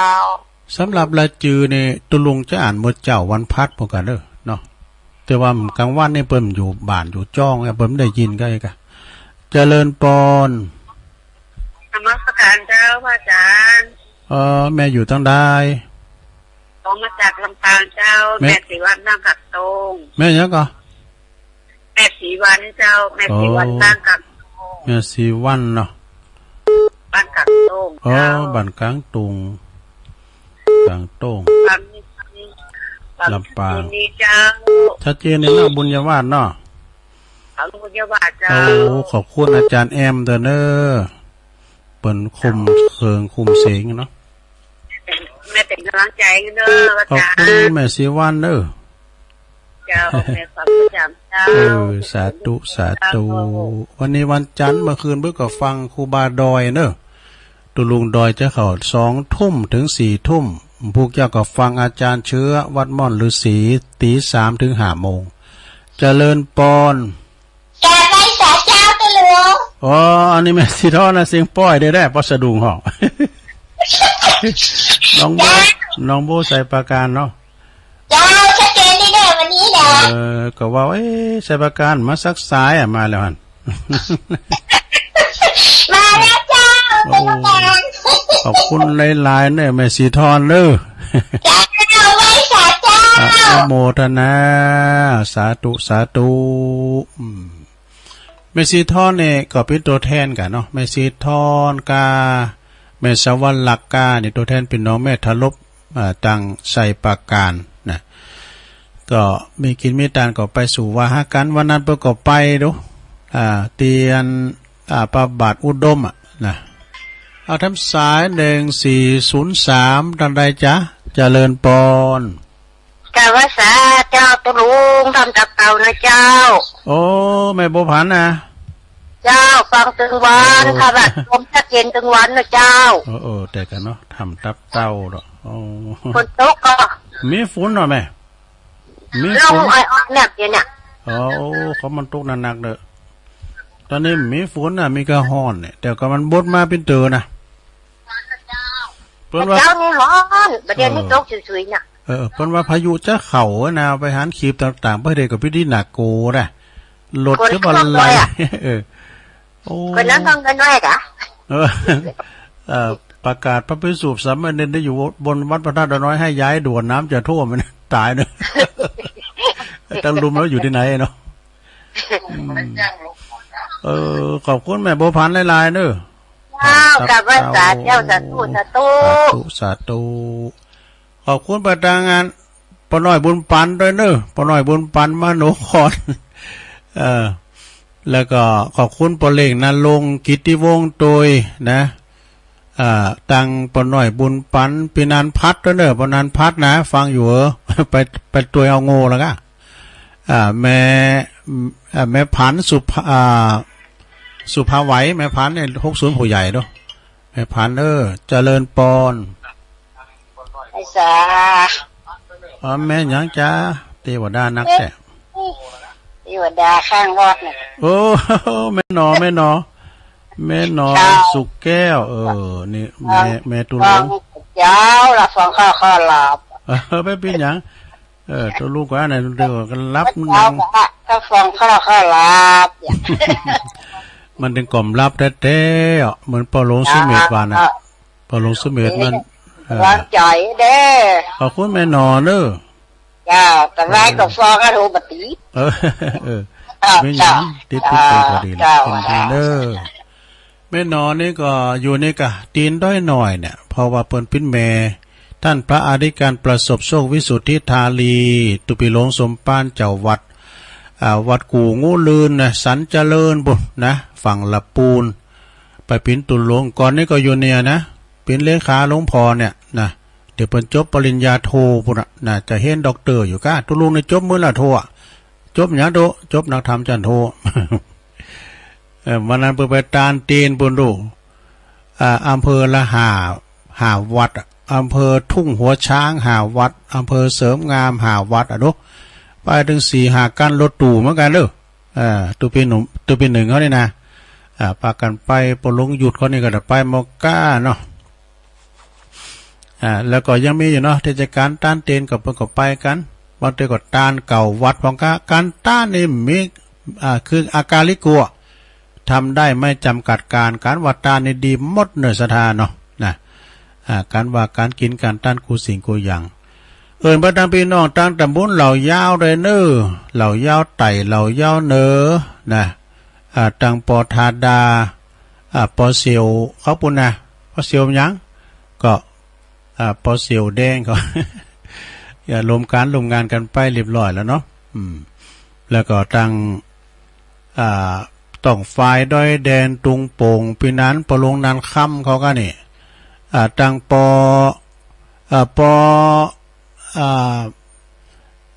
อดุลนะปาฏิค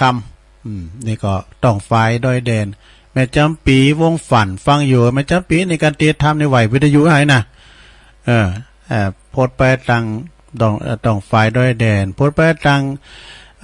ป่าค่าดอยสะเก็ดก็ยายคำปันเขาเนี่ยแม่สี